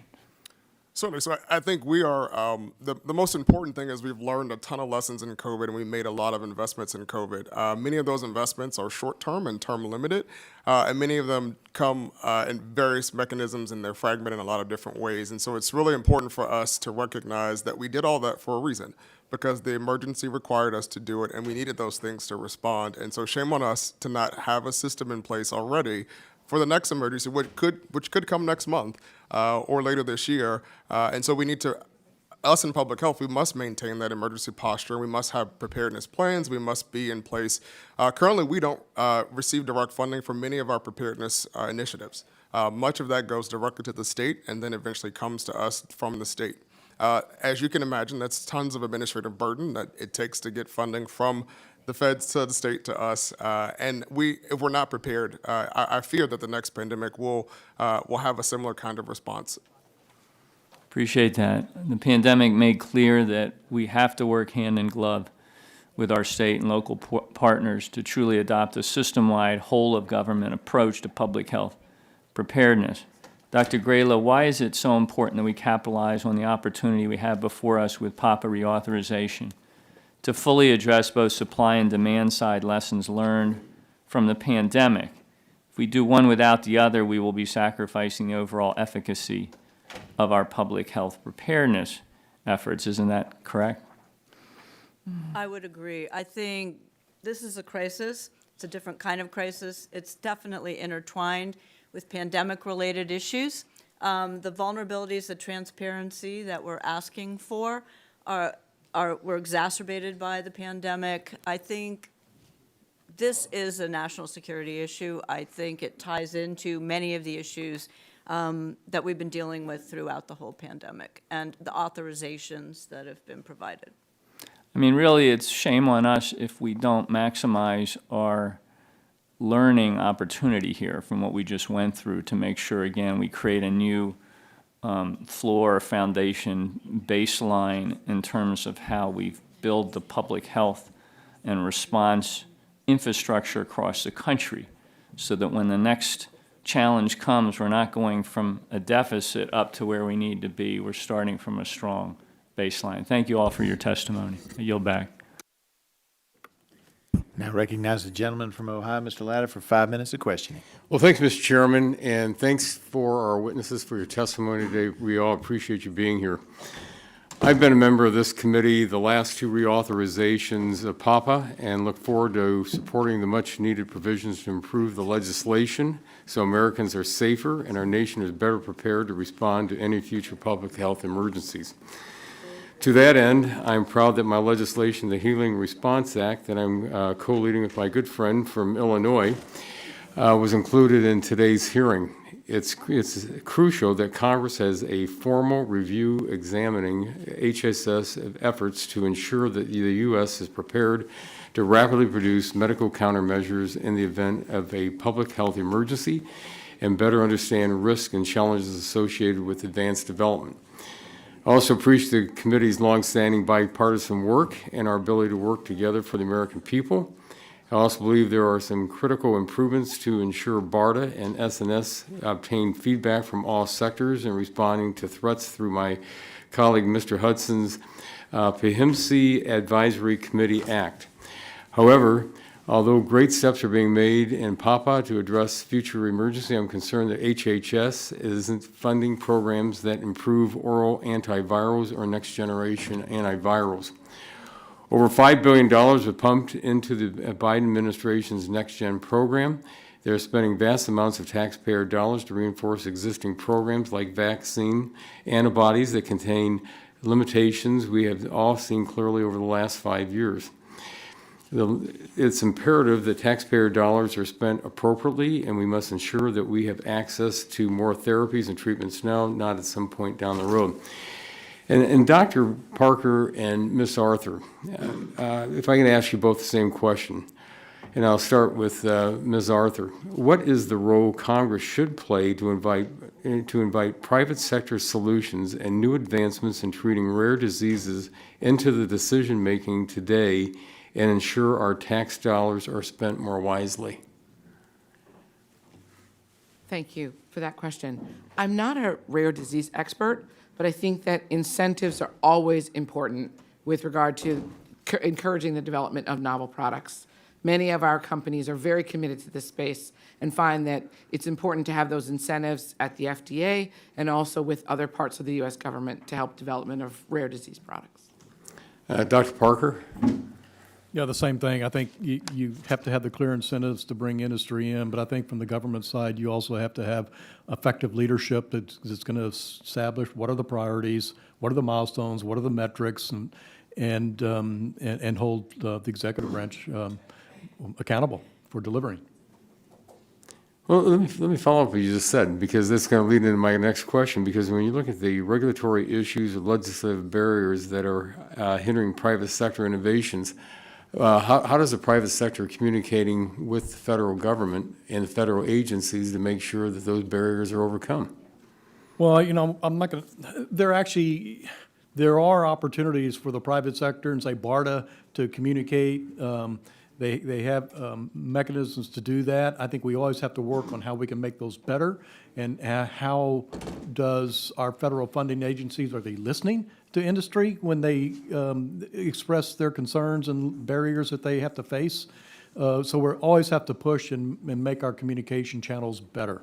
Ms. Arthur, would you like to follow up on that? Yes, thank you. I think first, very much support what Representative Hudson's put forward as far as the PHMSA Advisory Group.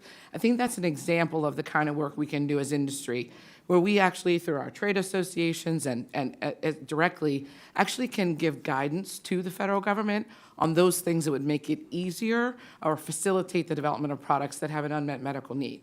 This is really what we like to do. We respond to guidance from the FDA. We work closely with those advisory groups in order to say, this will help us deliver on the need that's been expressed. Well, thank you very much. And Mr. Chairman, I yield back the balance of my time.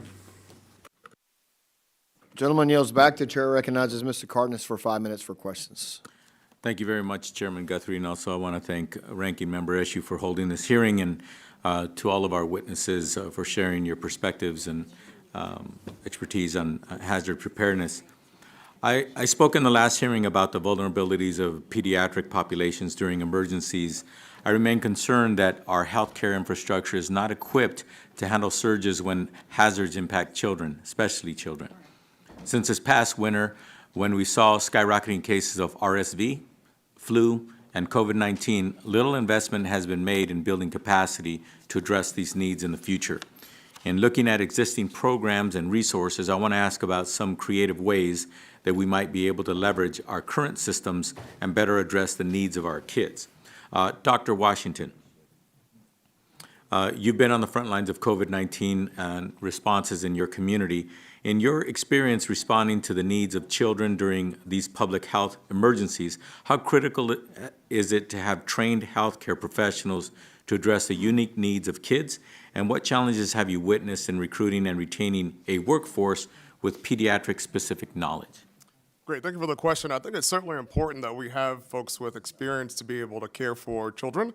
And I know one real opportunity for us is on the pediatric infectious disease doctor front. It's really important to have those available to us. We are fortunate to have some in our community, but I know that's not the case for many communities in the country, and it remains really important. The most important workforce issue, though, as it relates to our response, really is our nursing and clinical support. And having nursing available, as you know, we're experiencing a national shortage of nurses. We have the same experience in Mecklenburg and the state of North Carolina. And having nurses available to deliver vaccines, to work in shelters, to provide care to families, to work in schools, are all really critical, important, and must be addressed as we think about preparing our workforce. Thank you. To what extent would something like pediatric toolkits, which would include, for example, equipment, training modules, and pediatric dosages of therapeutics help to handle a surge capacity for children during a crisis? So I think those are toolkits are really important guidance documents to help clinicians and non-clinician settings to be able to provide care for children during emergencies. I think back to COVID, where we had to have guidance documents for child care facilities, for example, where you have non-clinical staff working to serve and care for kids every day. Having appropriate guidance for those individuals to be able to care for those kids while experiencing a pandemic is so critical to our response. Thank you. I wanted to discuss the need to improve reliability of our drug supply chains. It's a glaring missed opportunity that the Republican majority is leaving the FDA out of the process. Partisan RFI is not the same as taking action, especially not when the FDA has proposed a number of improvements to help them deal with drug shortages. Over the course of the pandemic, we saw how quickly critical supplies and over-the-counter medications could become scarce. Now we're confronting a shortage of oncology drugs so serious, physicians are rationing drugs or delaying care to patients in dire need. It's undeniable that FDA could have more of a role to play in preventing these types of shortages in the future, and the omission of FDA-related authority is stunning, which leads me to a question to you, Dr. Graylow. What kind of FDA authorities would have been most helpful in avoiding the existing shortage, and what could help FDA mitigate the current shortage? Again, I think most helpful would be to have the authority to know where manufacturers source their active pharmaceutical ingredients, and being able to view whether we actually have redundancy in our system or not. Knowing at the first time point that a plant has gone down, and then understanding that it impacts 5 of the manufacturers or 1 of the manufacturers is critical. And that's what we're hoping FDA will get authority to do. Yeah, one of the things that unfortunately I think most Americans see as a bad term is redundancy.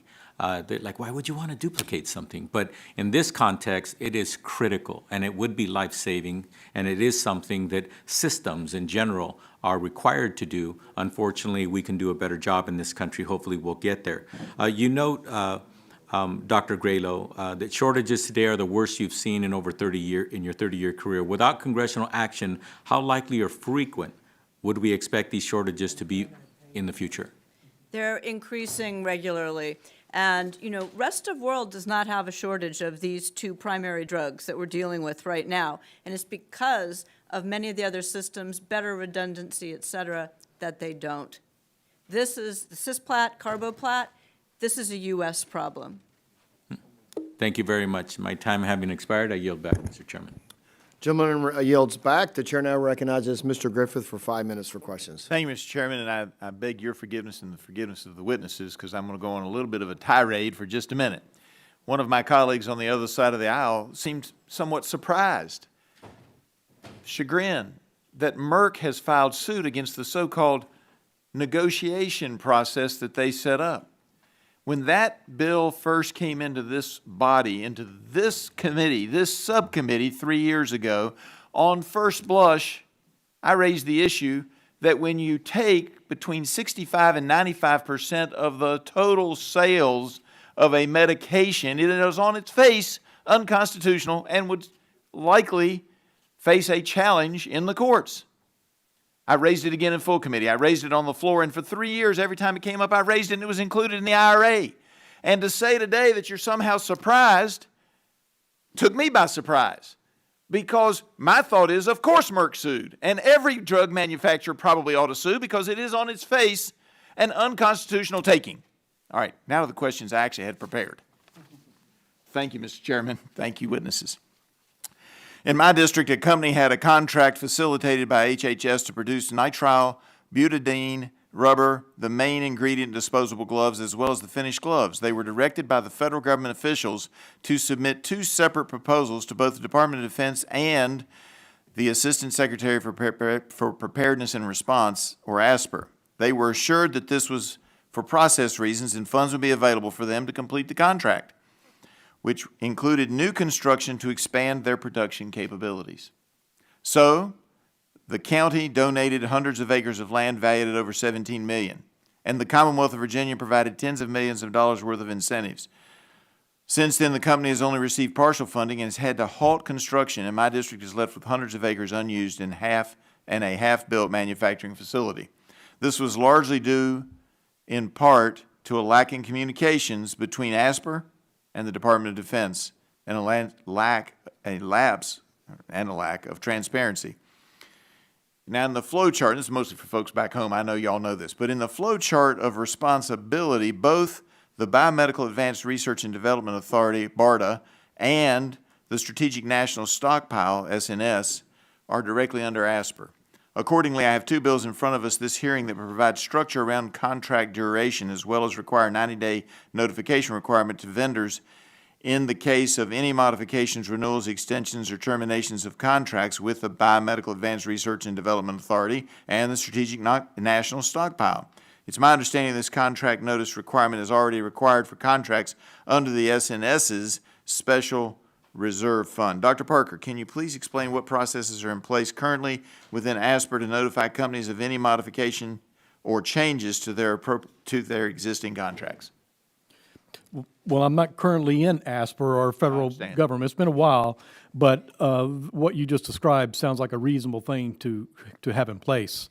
That, it just increasing the transparency with the private sector, with those who are doing business with the government. It's a two-way street between the private sector and the federal funding agency.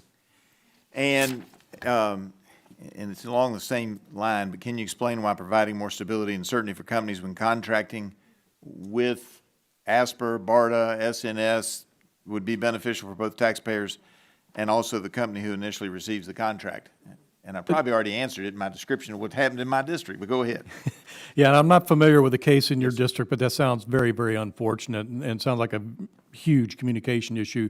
But I do think that speaks to the issue of the fragmentation between the federal the interagency, in this case DOD and HHS. So that needs to be fixed. Yeah, and I appreciate that, and we're going to try to fix that. And to go back and harp some more, it wasn't just me. There were others who came forward on the situation with the drug pricing so-called negotiations. When you put a gun to somebody's head, it's not really a negotiation. And even the Congressional Research Service came out with a statement that they thought it was not only an unconstitutional taking, was possibly, because they're never going to commit to the final result of the court, but not only was it possibly an unlawful taking, but it was also probably in violation of the excessive fine prohibitions that are found elsewhere in the First 10 amendments of the United States Constitution. And interestingly, Merck has also sued because there's a regulation or a rule that's come out. You're not supposed to talk about how unfair it is. And you could even lose your rights to sell other medicines to the federal government, all of which seems atrocious. And I expect the courts to knock it down. And I'm shocked that anybody would not understand there's at least a huge argument to be made in the courts. I yield back. Gentleman yields back. The chair recognizes the gentlelady from Michigan, Ms. Dingell, for 5 minutes. Thank you, Mr. Chairman and Ranking Member Eshoo. This is an important hearing, and I thank all the witnesses. The reauthorization of the Pandemic and All Hazards Preparedness Act, or PAPA, comes at a very critical moment. Our nation is emerging from a 3-year public health emergency, the worst health care crisis we've experienced in a century. And it's our obligation to improve our nation's preparedness and response capabilities to ensure we are ready for future pandemics. We have to learn from our shortcomings, address the gaps in our nation's health security, and remain entirely focused on mitigating the effects of the next possible threat. That's not a matter of if, it's a matter of when. And that's why I'm so very disappointed that this markup is not considering any legislation to address the FDA. I remain seriously troubled about the fragility of the pharmaceutical supply chain. It's not only compromising our response to future pandemics, but as we all know, it's harming Americans now. We are in the midst of an oncology drug shortage that's jeopardizing the health of cancer patients across the nation. And in Michigan, we're experiencing it very seriously. A number of our hospitals have already canceled appointments for cancer patients because there isn't even a substitute medicine. They're being switched to alternative medications that aren't effective either. Dr. Graylow, in the wake of a drug shortage, what are the implications of switching an oncology patient to a new medication? In some cases, the agents that are in shortage or out, they're not on the shelves right now, are critical to getting cures. Testicular cancer is an example. Even metastatic testicular cancer, when it's spread to other parts of the body, can be cured. But a critical component of that cure is cisplatin. So at this point, not having that drug, we have no substitutes for that drug in this particular case, in testicular cancer. A cancer where if we do have this drug, you can be cured even when it's spread, beyond the origin. So this is critical, impacting maybe as many as 500,000 Americans with just these 2 drugs. And there are many other drugs that are vulnerable right now that are on the list of impending shortage or problems brewing. Thank you. Unfortunately, many patients don't have weeks or months to wait for these life-saving drugs, and we are passing up a critical opportunity to address this problem in earnest today. A crucial piece of this puzzle is examining the FDA's role in mitigating drug shortages, and I urge my colleagues in a bipartisan way for us to seriously consider improvements to the FDA in the weeks ahead. But now let me turn to another issue, our nation's testing capacity. Getting swift test results was vital in our pandemic response and keeping our loved ones safe. But during the peaks of the pandemic, we all heard these alarming reports of it taking up for 2 weeks to patients to receive their test results, indicating whether they had tested positive for COVID-19. Dr. Parker, in your testimony, you mentioned the need for improved situational awareness and supply chain resiliency that can be activated immediately. This has to include our lab testing capabilities. Dr. Parker, are our country's public labs designed to process large volume of tests, and were they able to handle the testing surges we experienced throughout the public health emergency? Well, I think clearly at the beginning of the pandemic, the answer was no. I think we have to prepare in the future that they will be, and they have to be able to surge into the private sector to help that. I think the example earlier, South Korea was better prepared, but I think they also had a pretty good integration between their public health laboratories and the private sector that helped them out. We need to do something very similar. Thank you, Dr. Parker. The Secretary is permitted to enter into contracts or cooperative agreements with vendors to maintain the strategic national stockpile and ensure it's ready to handle surges. However, clinical laboratories are not directly included, which is alarming since we need robust lab capacity to process these important tests. That's why I'm glad a bill I'm leading with Representative Dunn was included as part of this hearing, the Ensuring Sufficient Supply of Testing Act. And thank you, Rep. Dunn, for your partnership on this important effort. This bill will expressly clarify that the Secretary can enter into contracts with clinical labs to strengthen our testing capacity. I'm almost out of time, but Dr. Proctor, some estimates say private labs handled up to 85% of U.S. COVID-19 tests. Can we better leverage their capabilities to improve testing capacity during surges? Well, the answer is yes, and the answer is we have to, and we also, there's a lot of university hospital laboratories that need to be considered into that equation too. Thank you, Dr. Proctor. I yield back, Mr. Chair. Thank you. The gentlelady yields back. The chair recognizes the gentleman from Florida, Mr. Bilirakis, for 5 minutes for questions. Thank you, Mr. Chairman. I appreciate it. Ms. Arthur, your testimony brought up a sobering question. As a nation, are we more prepared more prepared than we were in 2019? And that, unfortunately, I don't think we are. I think part of this reason is due to the administration's red tape and reliance on bureaucracy. What we should be doing is replicating one of our COVID successes through public-private sector partnerships, in my opinion. Could you elaborate on the agile nature of the private sector and specifically your members? What does their nimbleness mean in the testing and diagnostics space? Thank you very much for that question. I think across the board, industry actually does several things really well. They analyze what they can do to solve a problem. They understand what they need to do to bring the best product to market that's going to serve the need, that unmet medical need being met. And more importantly, they move really swiftly to make go, no-go decisions. So you build a test, you see if it works, you understand if there's safety issues, and you move on to the next step clearly and swiftly.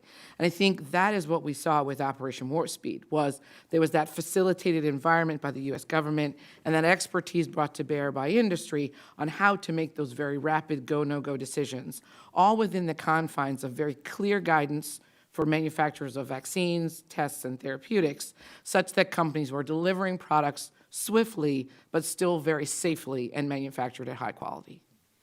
Excellent. Dr. Parker, you similarly speak to the role that coordination plays in responding to novel threats that could catch us flat-footed and unprepared, God forbid. Specifically, the importance of relationships not only between the federal government and the private sector, but also with state and local governments. The Countermeasures Advisory Committee bill also requires the Public Health Emergency Medical Countermeasures Enterprise to solicit state and local feedback as part of its decision-making. Can you discuss the role of state and local feedback in addressing their communities' specific needs during acute emergent situations such as natural disasters or disease outbreaks? Sure, and Dr. Washington is on the front line, and it's absolutely essential that the federal government include input from those that are on the front line in state, local, public health, particularly territorial and tribal communities as well. It's just absolutely essential, and we need to have that input. Essentially, they're setting the requirements. I always think of things in requirement space, and that drives what our funding should do. So they should be helping us drive those requirements. Thank you. Mr. Oken, on the topic of preparedness and prevention of supply chain disruptions, you talk in your testimony about the need to incentivize, and we went over this, but I want to ask you, again, the need to incentivize generic drug injectable manufacturing, reshoring here in the United States through value-based incentives. Can you elaborate more on this idea, sir? Well, value-based, Mr. Bilirakis, value-based is the name in healthcare now. And basically, over 75% of these drugs are manufactured overseas.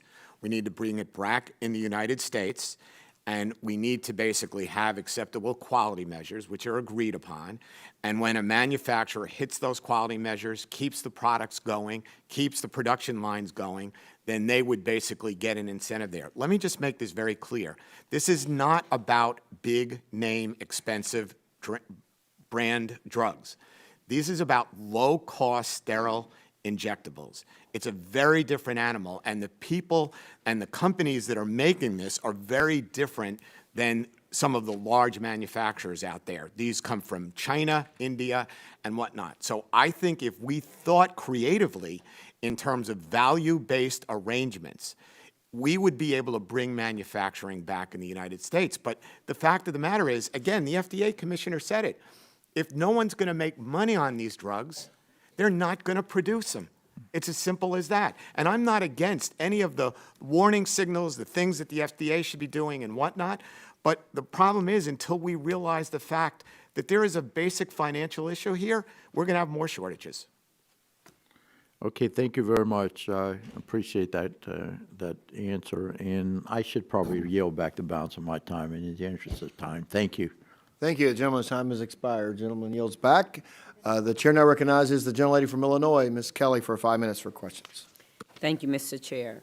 The COVID-19 pandemic really highlighted the need to support and protect our public health infrastructure. COVID-19 was hopefully a once-in-a-100-year phenomenon, but we continue to see that there is always a public health threat looming, from the yearly flu season to the continued threat of mpox, and just last week, there was the air quality threat in the northeastern part of the country. Regardless of what and where it is, our public health infrastructure stands ready to confront the situation and ensure that Americans stay safe and healthy. Dr. Washington, in your testimony, you speak about the need to build a more robust, interoperable data and analytic public health system. How can the federal government support the efforts to build out a national data infrastructure for all hazards, hurricanes, wildfires, tornadoes, not just pandemics, that is capable of efficiently sharing important public health information among providers and federal, state, and local agencies? Certainly, thank you for that question. It's so essential that we have a reliable data system. I akin it to being a pilot or without data on wind or weather, right, and trying to fly a plane. I don't think any of us would get on a plane without the pilot having that information to make decisions. And so I feel like our public health system has got to have the same kind of infrastructure in place to be able to make decisions, not just at the federal level, but also at the state and local levels. And we've got to make intentional investments in those systems that exist both at the federal level, state, and at the local level, and it has to happen at all three levels. We can't just have a federal system. We can't just have data systems at the state level. We've got to all have access to information that can flow very quickly so that we're not making decisions a month later from the information that we have in front of us. And so I think it's so vital. And I do think it's important, though, as it has been highlighted in this hearing today, that we also partner with the private sector. There's lots of analytic capability, technology solutions that the private sector has to offer, and we should leverage that for the good of government and to protect our people. And can you also speak a bit on what additional cybersecurity enhancements need to happen currently while we are building out the national data infrastructure? Yeah, I think any national data infrastructure has got to have as a priority, as a part of its requirements, appropriate guardrails for cybersecurity. Living in a jurisdiction that's had a hack before, it's so important that we prioritize, just like we prioritize any other healthcare information, data security. And so it's essential that those systems that are built address cybersecurity and protect that information just like we would any other information, both health, financial, or otherwise. Thank you. As we take this moment to reflect on what this country experienced, the lingering question is if we are prepared to address another pandemic. This is one of the many reasons that I'm proud to co-sponsor, as my colleague said, H.R. 3703, the Healing Act of 2023 with Rep. Bob Latta, which will direct the U.S. Comptroller General to review and issue recommendations regarding the current status of existing efforts and programs rapidly to produce medical countermeasures domestically. Dr. Parker, in your testimony, you speak about the need for near real-time situational awareness in the countermeasure resiliency efforts. Can you expand on the current gaps of our public health structure to have the near real-time situational awareness, and what additional authorities does Congress need to give it to ensure that we have better visibility into our system? Well, sure, and it's very similar to Dr. Washington, the need to have modern data systems that can protect intellectual property and competitive information, but when the need comes, can be turned on to share the appropriate information for the entire response enterprise. And I want to just share something during COVID-19 that few people saw. It took about 6 months to set up, but within HHS and the whole family of HHS and the interagency, the data systems were remarkable, and many of us were calling that the heartbeat of the response because of the visibility and the control tower concept that we can almost begin to anticipate where needs were before the request even came in. And we need that kind of system, the control tower system. We need to protect intellectual property and competitive information, but we've done it. We can do this again in the future and make this institutionalized. Thank you so much, and with that, I yield back. The gentlelady yields back. The chair now recognizes Mr. Johnson from Ohio for 5 minutes. Well, thank you, Chairman Guthrie. I appreciate it for this very important hearing. It's with the power of hindsight that we're here today talking about how we can be better prepared for the next disaster, be it a hurricane, a tornado, or another pandemic. The last time the Energy and Commerce Committee looked at the Pandemic and All Hazards Preparedness Act, it was 2018. And nobody in this room now or then could have predicted what was to come, COVID-19. Now that we have the coronavirus squarely in our rearview mirror, we must take lessons learned. We got to consider what those are, both good and bad, and ensure that we're in a stronger position to fight the next natural disaster or health crisis. But if there's one silver lining, it's the National Disaster Medical System, NDMS, or as I like to think of them as the National Guard of medical professionals. When disaster strikes and the need for urgent medical care is required, the men and women of NDMS are called to action. And it's easy to forget that disaster response personnel from NDMS respond to all kinds of disasters, not just pandemics. For example, just last month, those volunteer medical professionals were dispatched to Guam in response to a typhoon that hit the island. Over 45 NDMS Health and Medical Task Force and Incident Management Team personnel were deployed to support emergency response efforts and ease the burden on local health systems, inevitably saving lives. The NDMS represents a network of intermittent federal employees who are medical professionals serving within their communities while jumping into action to serve our nation by deploying during natural or man-made disasters. In their everyday life, they're the doctors and nurses each of us see in our local health systems in our communities. Under the last reauthorization, Congress provided direct hiring authority to the Administration for Strategic Preparedness and Response for the NDMS workforce through September 2021. To allow for the most flexibility during COVID-19 and to combat the dire workforce needs, we've continuously extended this authority through one-off must-pass bills since then. Jumping from short-term extension to short-term extension is not sustainable. We need some certainty, and it hurts their overarching recruitment and retainment efforts. So it's for these reasons Representative Schreier and I have introduced the Doctors at the Ready Act, which will provide for stability and certainty at ASPR to ensure this program has the flexibility needed to provide for a properly staffed NDMS in the case of an emergency. So question number one goes to Dr. Parker. Dr. Parker, like you, I served for 26 years in the United States military, in the Air Force. So thank you first and foremost for your service to our country. But based on your experience as Principal Deputy Assistant Secretary for Preparedness and Response, could you further elaborate on the challenges posed by this intermittent hiring cycle and its impact on the continuity of our preparedness and response framework and operations? The legislation that Representative Schreier and I have introduced would eliminate the sunset permanently, thereby providing more stability and flexibility for the program.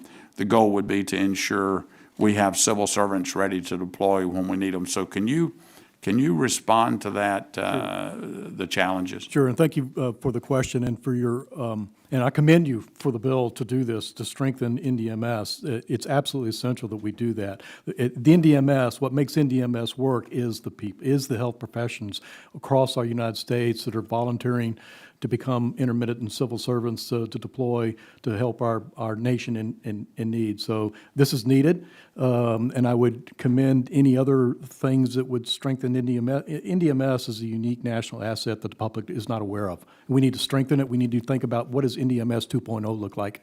Okay, do you think it's going to help? I mean, is it going to have the impact that we're hoping it does, particularly around recruitment? Anything you can do to make it more long-term and to incentivize the volunteers of our health professions to sign up and participate will be helpful. I think we need to think about what are other incentives, and I don't know what they are right now off the top of my head, but we need to think about other incentives as well to make sure that we have a robust, diverse workforce that will volunteer for NDMS service in the future. All right, well, great. Well, thank you very much, and Mr. Chairman. I urge support for H.R. 3613, the Doctors at the Ready Act, and with that, I yield back. Thank The you. gentleman yields back, and the chair recognizes Ms. Barragan from California for 5 minutes.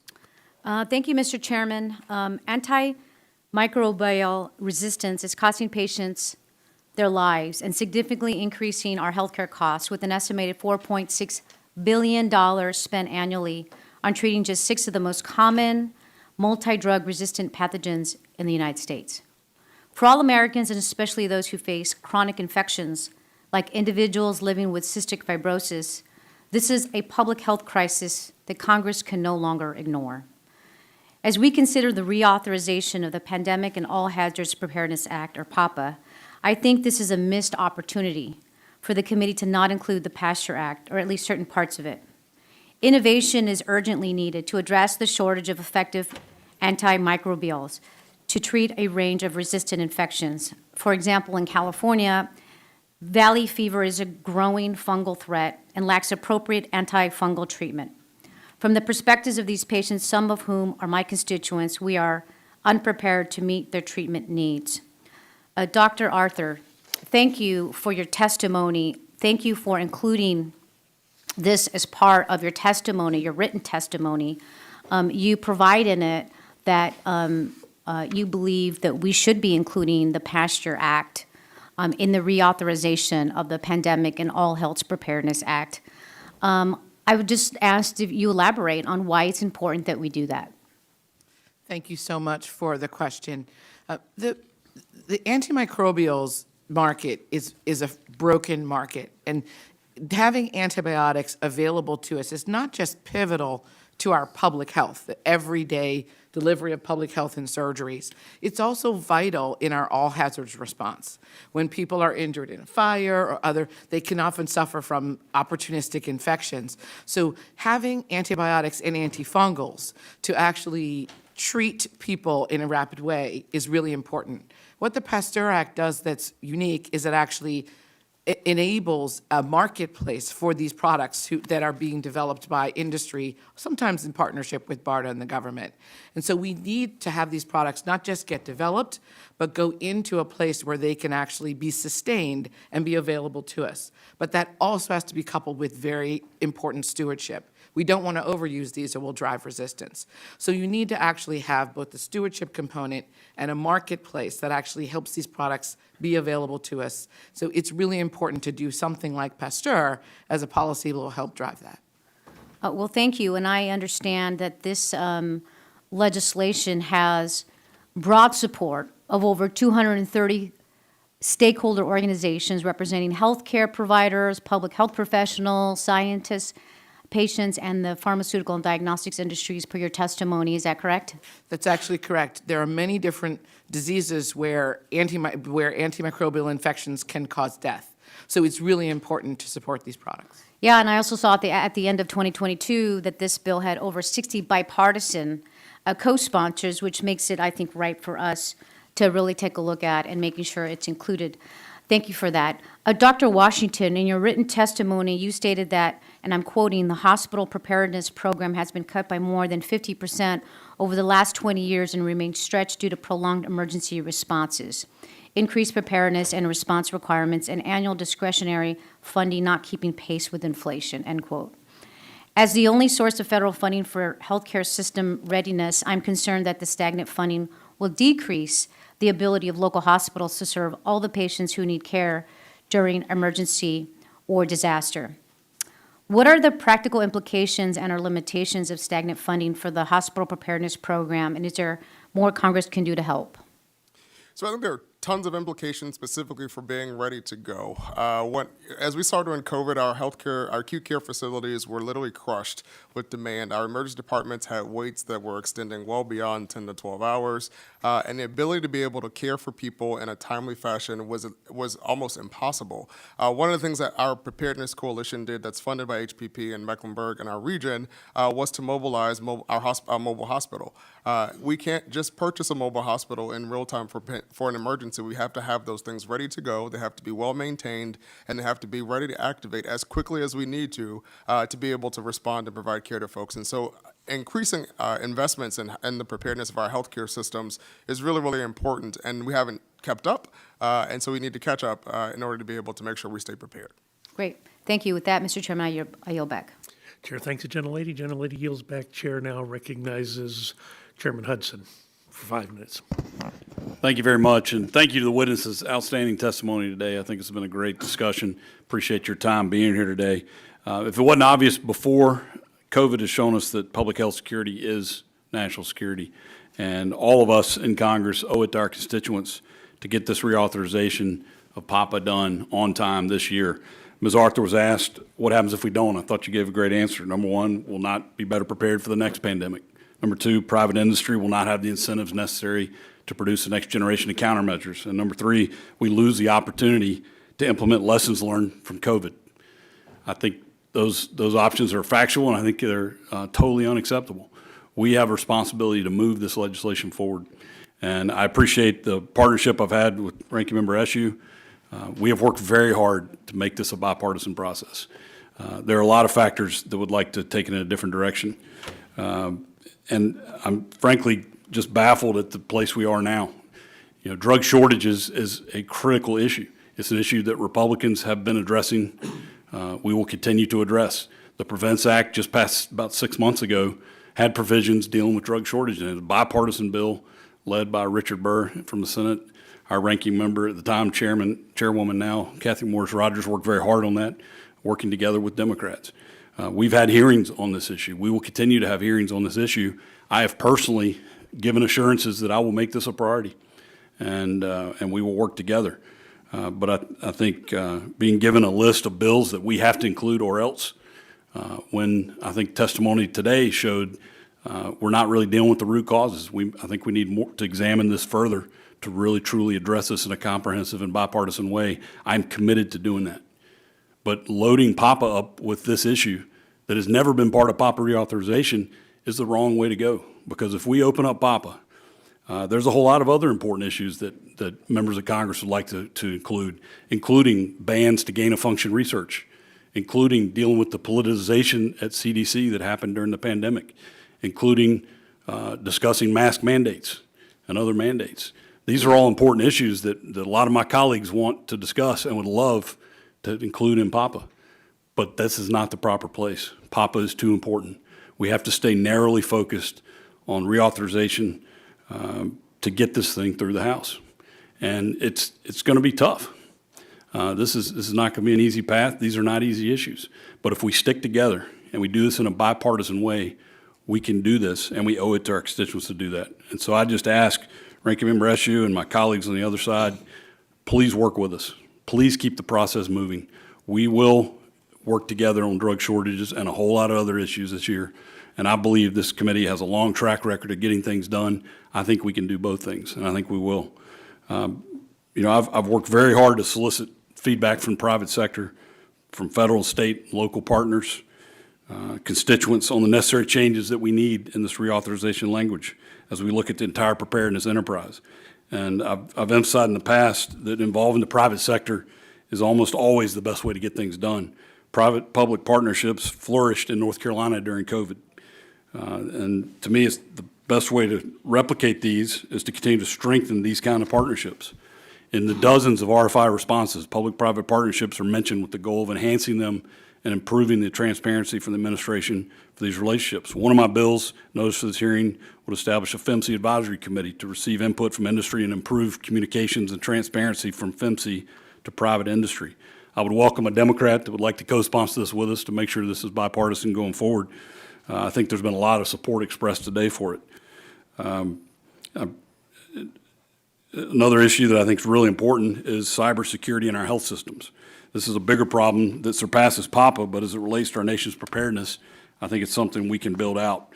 I've used up a lot of my time, but Dr. Parker, are there any specific actions we should look towards to address cybersecurity as it relates to our health preparedness? Sure. I mean, I'll simply just say we've got to hardwire cybersecurity protection into our information systems as we think about health security preparedness. That's the simplest way to say it. Well, I think it's well said, and I appreciate that. And we do address that in this PAPA reauthorization, and that's something we have to continue to work together on. I like what you say. We got to hardwire it into the process. So, with that, Mr. Chair, I'll yield back. Gentleman yields back. Chair thanks. The gentleman chair now recognizes Dr. Schreier for 5 minutes for questions. Thank you, Dr. Burgess, and thank you very much to the witnesses for being here today. Many of my colleagues have already highlighted lessons learned from the pandemic and how that should really inform our reauthorization of the preparedness programs. One lesson that we learned is we can't take our healthcare workforce for granted, and our providers on the front lines have been highly impacted by this pandemic, leading to burnout, resignations, early retirements, and we don't ever want to find ourselves unprepared to rise to the needs of our patients in the next disaster or the next catastrophe.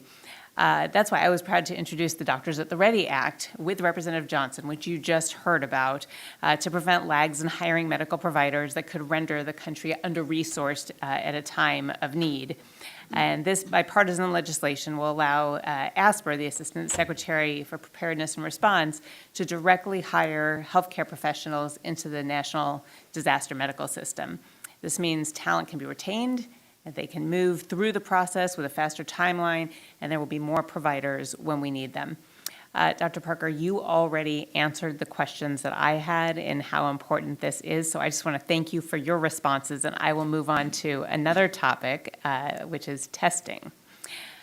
This was another important lesson learned in the pandemic. For years, many of the colleagues in this room have heard me talk about the importance of rapid testing, and I could not wait to get this rolled out and into the hands of people as quickly as possible. There was a lot of frustration there.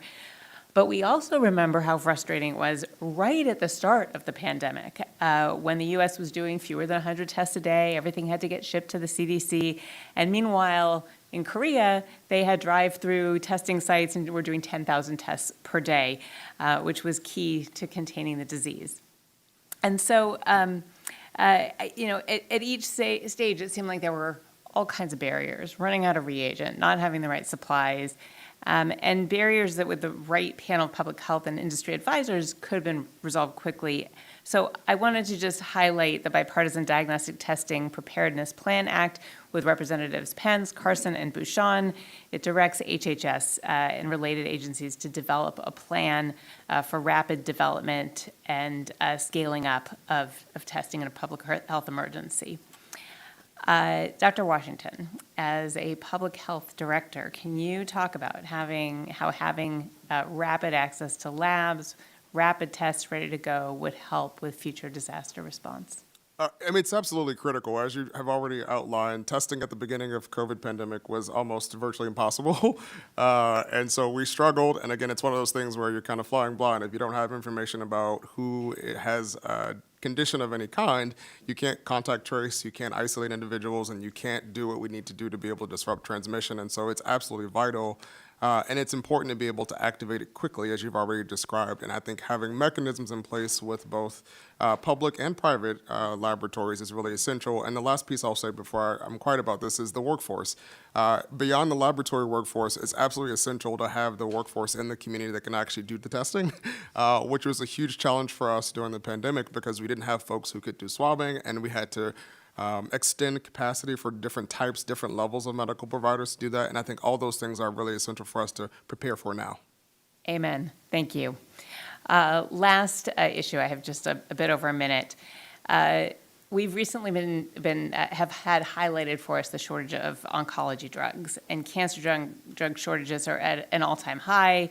There are many causes. The Seattle Times earlier this month ran an article citing that hospitals across Washington state and the country are seeing these shortages and the changes that they're having to make, like to reduce people's dosing, which could compromise their care.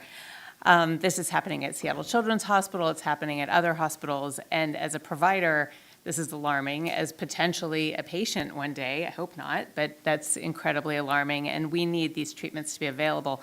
Dr. Graylow, it's wonderful to see you again in this capacity. I was wondering if you could talk a little bit about how the federal government can help in response to these cancer drug and other drug. We could even go to ADHD medications, these shortages. Thank you. Well, we in the oncology community do believe we are in the midst of a severe health crisis.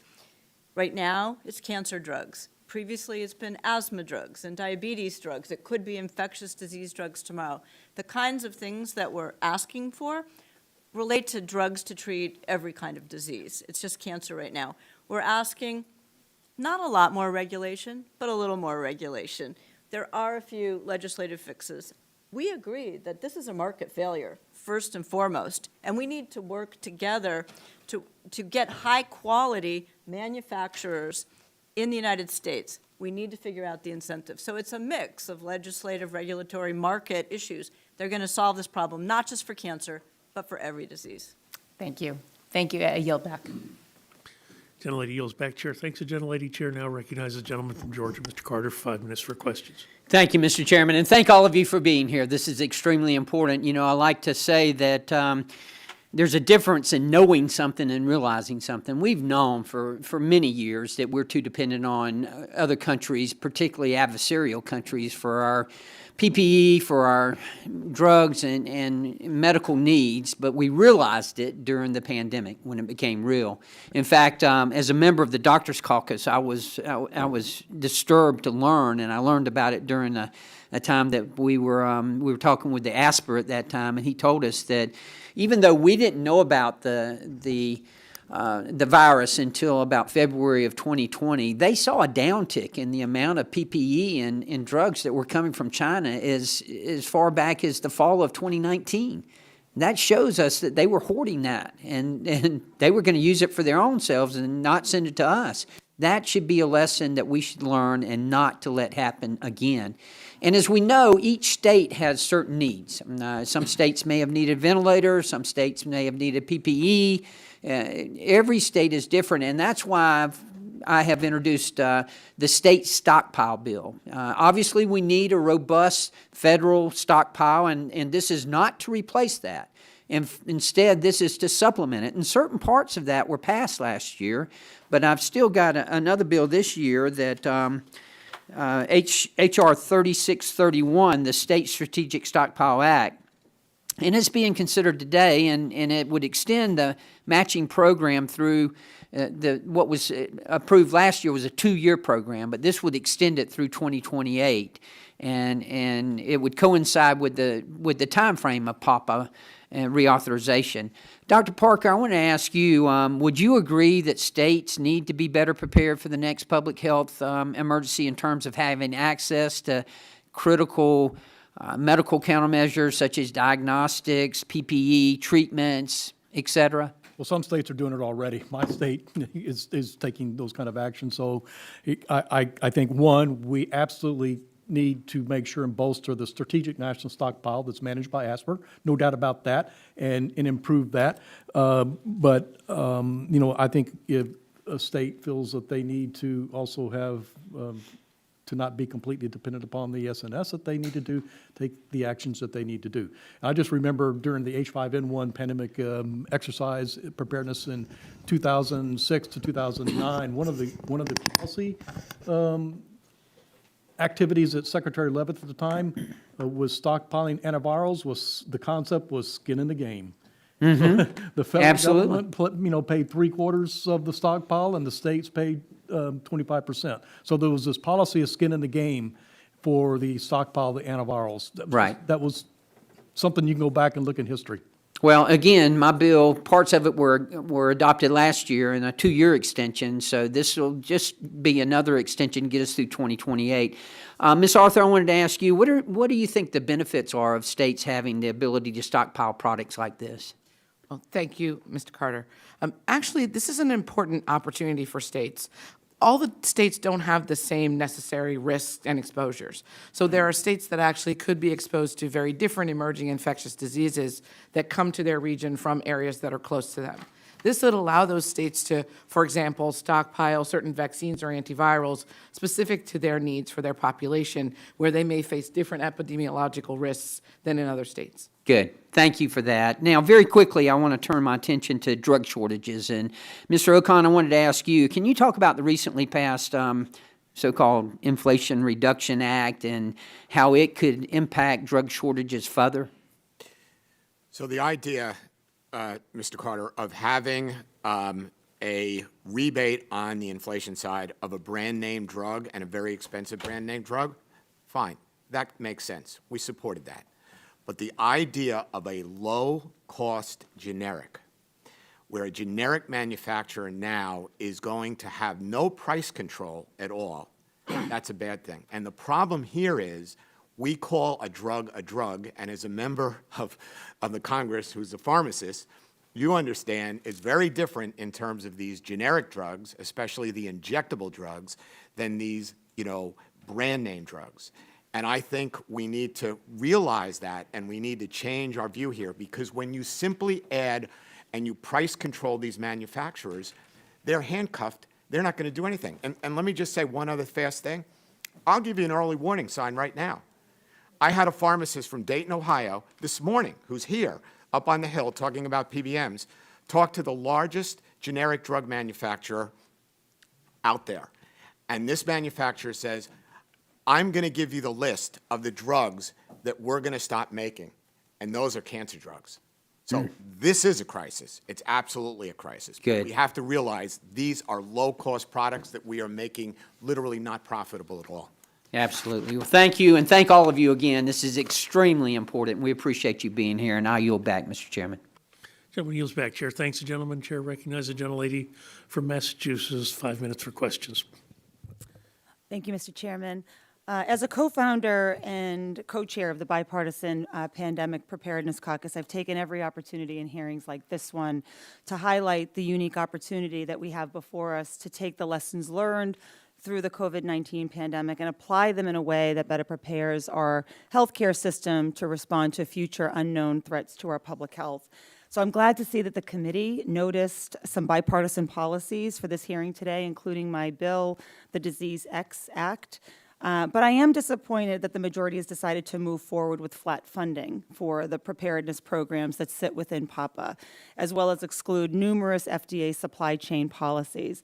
Mr. Chairman, I'm concerned with static funding that falls well short of what frontline health workers, public health experts, and infectious disease specialists have said is necessary to prevent another COVID-level pandemic. How many times did the predicted death toll change over the course of the pandemic? First, it was 50 to 60,000 deaths, then it was 100,000. Every month, the projection went higher, while we heard countless cases of nurses and doctors reusing masks and wearing trash bags to protect themselves as states raced against each other and the federal government for shipments of PPE, as hospitals begged ventilator companies for just one more machine to help keep patients alive.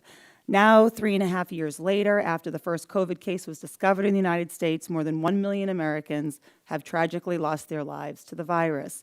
We can and we should be looking for ways to do better moving forward to ensure that we're never caught flat-footed again. I'm grateful to my colleagues on both sides of the aisle who recognize the importance and the urgency in achieving that goal. Last week, I introduced the Disease X Act alongside Dr. Burgess, Congressman Crenshaw, and Congresswoman Lee to establish a Disease X medical countermeasures program at BARDA for unknown viral threats with pandemic potential. Current funding constraints at BARDA only allow the agency to go so far.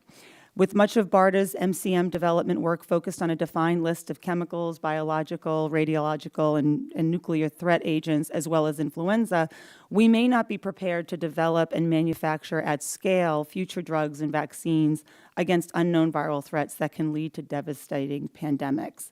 The Disease X Act will help BARDA to fully focus on their full list of priorities, including an increased emphasis on emerging infectious diseases with pandemic potential. Ms. Arthur, BIO supported the introduction of the Bipartisan Disease X Act, and I'm hoping you can explain the importance of this bill given the difference in the threat landscape now compared with the last PAPA reauthorization. Well, thank you, Congresswoman Trahan, for introducing that bill. This is actually an opportunity to do activities in R&D and manufacturing scale up during the interpandemic period that could make us better prepared in the future. We actually learned this lesson even if you look at our response to monkeypox. The great investments made by the partnership between industry and BARDA and the NIH to make the smallpox antivirals and the smallpox vaccines actually allowed us, because of that viral family, to have the products for Mpox that we needed. So taking that same approach here, we would actually work on platform technologies, monoclonal antibodies, and mechanisms for new oral antivirals, and put those to work against a host of known pandemic threats. Mm-hmm. And then those particular products might result in products for known threats, but actually would allow us to respond maybe within 100 days to an unknown threat. And just continuing on with the proposed Disease X program at BARDA, how important do you think it will be to have dedicated funding authorized for this program rather than just pulling funding from BARDA's general medical countermeasures pot? We think it's actually very important that this have its own dedicated funding line.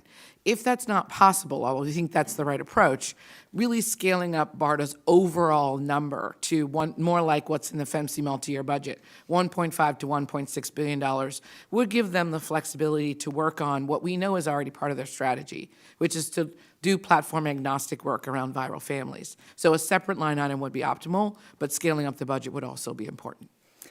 Thank you, Ms. Arthur. Everyone here today represents a family who lost a loved one to COVID-19, and each of us represents a small business owner who was forced to close their doors, some for good, because of the emergency. We represent children who lost out on a valuable in-person learning so that they could keep themselves and their families safe when we knew next to nothing about the virus. So as members of this committee, we have an obligation to take lessons learned from the past 3 years and make investments now to prevent another catastrophic pandemic. And the Disease Act will help us get there. So I look forward to working with members of the committee to pass this legislation with the funding it requires. Thank you, Mr. Chairman. I yield back. Gentlelady yields back. Chair thanks. The gentlelady. Chair recognizes Dr. Joyce for 5 minutes for questions. Thank you, Mr. Chairman, and thanks to our panel for appearing here today. It is disappointing that we are not meeting today to examine a bipartisan reauthorization of PAPA.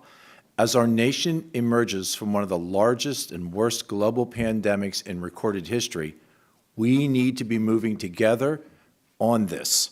With that said, Mr. Ocon, thank you for your testimony, because I believe it adds important context to the drugs and the issues that we are facing today. I have heard from health providers in my district in Pennsylvania, from as large as the University of Pittsburgh Medical Center, which is the largest healthcare provider in Pennsylvania, to small individual practices about the acute shortages of both carboplatin and cisplatin. This is a serious issue, as you alluded to previously in your testimony, with potential to cause delays in cares for patients which are detrimental to outcomes when it comes to treating cancer.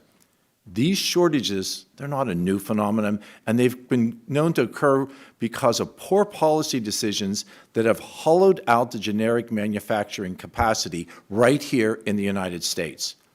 Mr. Ocon, can you please elaborate on the impact of both 340B drug pricing program and the IRA and what they're having on the economics of generic manufacturing? And do you feel that Congress needs to address these matters holistically to avoid these shortfalls continuing? Dr. Joyce, let me state for the record, because I always get misquoted on this. The 340B drug discount program is an essential program to help communities and basically patients in need. I concur with that. And I know you do. And the problem is, though, when you take discounts and rebates and you apply them to what is a very low-priced drug to begin with, in many cases, these drugs are underwater. Likewise, on the Inflation Reduction Act, which I just told Mr. Carter, on the brand name, the inflation reduction piece of that on brand names, that may be a good policy. But the problem is on the generic side, you take away the pricing power. So if you have a generic manufacturer that has to literally invest more in their facilities and do the things the FDA is telling them to do, you've taken away their pricing power because, again, we're talking about very low-cost drugs. So you don't want to constrain them. And in fact, the reimbursement system, literally that provision of the Inflation Reduction Act and these mandatory discounts and rebates are pushing these products all overseas. And even overseas, you have manufacturers that are stopping their capacity. Thank you. And I want to finally ask you to address the wholesale overall of generic drug manufacturing and reimbursement. And is that appropriately done in legislation that's supposedly narrowly targeted on emergency preparedness? We need comprehensive legislation to literally address these drug shortages. And if we don't, they are going to get worse, and Americans are going to die, even more than the 500,000 Americans that Dr. Graylow said. So we need to literally strip away the denial. We need to realize that, yes, there are warning signs. There are definite things that Dr. Graylow talked about that are important. But we need to address this root financial cause, and that should be in comprehensive legislation and should be a top priority of this committee. Thank you, Mr. Ocon. The Pandemic All Hazards Preparedness Act is not just about preparing for emerging infectious diseases, but ensuring that our country is prepared to respond to a myriad of threats, including nuclear, chemical, and bioterrorism. According to the unclassified version of the annual threat assessment of the U.S. intelligence community released by the Director of National Intelligence this year, the lack of preparedness and response in questions around COVID origins, and I quote, may inspire some adversaries to consider options related to the development of biologic weapons. This unclassified report specifically calls out China, Iran, North Korea, and Russia. Dr. Parker, given your background and work with both DoD and the U.S. Army Medical Research Institute of Infectious Diseases, how well equipped are ASPR and BARDA to prepare for and respond to a myriad of threats, including biological weapons? And if not, what should be done? Well, first, we are much better prepared than we used to be going back, say, 20 years ago, before the administration and Congress began to provide new authorities and appropriations, things like Project BioShield and so forth. So we're better prepared than we were 20 years ago, but we still have a long way to go. I've been studying the biological threat, either in the intentional, whether bioterrorism, biological warfare, for quite some time. And there's no doubt that, unfortunately, our experience with COVID probably has increased our risk to biological threats from an unnatural cause. And so we have to take, the work that you're doing in this committee is absolutely essential to help give ASPR, BARDA the additional tools and appropriations so we can be better prepared, because we will be surprised. My time has expired, but I would like to agree with you that those additional tools need to come through this committee. Thank you, Mr. Chair, and I yield. The gentleman's time has expired, Chair. Thanks. The gentleman chair now recognizes Dr. Ruiz. 5 minutes for questions, please. Thank you. As an emergency medicine physician trained in humanitarian disaster aid, I have seen firsthand how critical preparedness is to mobilizing an effective emergency response. And as we have talked about numerous times in this committee, COVID has taught us numerous lessons about how to better be prepared for the next public health emergency. Leading up to the COVID-19 pandemic, funding for public health programs had declined significantly over time. We saw the consequences of that underinvestment when the pandemic hit and public health departments across the country did not have the staff or resources to respond. Now, I'm not suggesting that we need the same level of funding on an annual basis than we do in the throes of a pandemic. I do, however, feel that it is important to our conversation here today that discuss the implication of years of underfunding that landed us in a place where we were not as prepared as we could and should have been. We would be foolish not to course correct now. And if now, on the heels of the largest pandemic in 100 years, during which over 1 million Americans have lost their lives and countless others continue to suffer from long COVID, if we can't make smart, robust investments into our public health systems, did we really learn our lesson at all? So I urge the majority, as we move forward in this reauthorization process, to help ensure that history doesn't repeat itself and that the next time we have a robust, well-funded system to meet challenges as they arrive. Of course, I'm not suggesting that we simply throw money at the problem. Our investments must be smart and strategic. And investment goes beyond funding. It is also about investing in smart policies that make our public health systems more efficient and effective. Included in that bucket is addressing our policy surrounding data sharing, both from state and local health systems to the federal government and the other way around. Science is guided by data, and public health decisions are guided by science. Guidelines and recommendations and next step decisions are more effective when they use scientific data to inform them. And we saw how barriers to data sharing really hurt our public health officials throughout all levels, from the head of the CDC to the local health departments. Dr. Washington, in your written testimony, you talk about the importance of giving CDC the authority to collect and coordinate public health data necessary to serve its mission, and state that, quote, the current framework for collecting and sharing public health data has resulted in fragmented and inconsistent reporting to CDC and to state and local partners. Can you tell us how the Data and Public Health Act under consideration today would address those problems? Certainly. So I will say, and I agree with a lot of what you just said, and I appreciate the comments. We must have ability to collect information, and we have to have the ability to collect it in a timely fashion. And having the authority to collect that information without having to negotiate agreements with every single institution, every single state, every single local jurisdiction to be able to share information is a huge administrative and highly inefficient way for us to be able to achieve our goals and to actually have a system where data flows freely between those institutions. I'm not saying it should just flow. It obviously should be as needed, but we've got to have the connectivity. We've got to have the authority that allows us to then move as quickly as possible. When COVID happened, we had to authorize that data about COVID could be collected. It was not a known condition, and so it wasn't reportable. So we had to go through the regulatory process to make it reportable, which takes time. You know, we often talk about the importance of the CDC being able to collect data from state and local health officials, but often lost in that discussion is the importance of two-way data sharing. Not simply CDC collecting the data, but also being able to share data to the folks on the ground. Dr. Washington, can you tell us how this kind of data sharing for you at the city level can help public health officials navigate through the various stages of a public health emergency like COVID or Mpox? It's absolutely essential. So I'll take Mpox as an example. So CDC allocated vaccines to jurisdictions based on the disease burden in their communities. If the data that they're making those decisions on is not real time and up to date. For example, we had a couple of cases, but within a matter of a few weeks, that went from a couple of cases to almost 100. And so the decision, and we didn't get enough vaccine to be able to respond on the ground because they were using data that was out of date. And so it's really important for us to have access. One last question. You know, I spoke about the importance of adequate investment in public health and updating our public health data system. What barriers did you face that would be addressed simply by investing in new data system technologies? So the reporting to the public, for one, was a great example where people were not receiving information. We had 3 different numbers from local, state, and federal partners in terms of what the disease burden was. And that's why we have to have that chain that flows up and down between us all at the same time. Thank you. Yield back.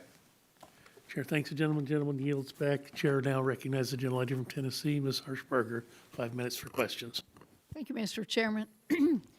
Thank y'all for being here because I got a lot of questions, but I'll have to submit a lot for the record. I want to start by talking about emerging infectious diseases, and the primary purpose and mission of ASPRS is to ensure our nation in preparing for all hazards, including those posed by deliberate chemical, biological, nuclear, and radiological, or CBRN threats.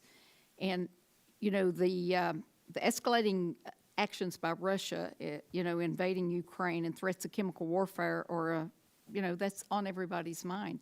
And I've been a compounding pharmacist for 36 years, and I remember after 9/11, I had people lining up at my door for iodine tablets because they were afraid of nuclear fallout. So I guess my question is, what are your thoughts on how BARDA should best be engaging with the private sector partners to prioritize America's stockpile of critical CBRN vaccines, treatments, PPE, and ensuring they're well maintained, and also to ensure there's no disruption in the availability of these supplies? And I guess I could ask you, Dr. Parker, and then I'll go to you, Ms. Arthur. Sure, and BARDA has focused on the CBRN threat for quite some time. In fact, I recall my time in ASPR, even before it was ASPR, it was called OFEB, but we were very concerned about the nuclear threat and the radiation threat, and actually some of the acquisition programs started back then for stockpiling some drugs that are now in the SNS for the nuclear threat. And I think, you know, the current day, we cannot discount the nuclear threat, weapons of mass destruction and chem and bio, so we cannot be complacent about that. BARDA has programs to interface with the private sector and those kind of programs, and Project BioShield was originally enacted very specifically for the biological threat, but all weapons of mass destruction.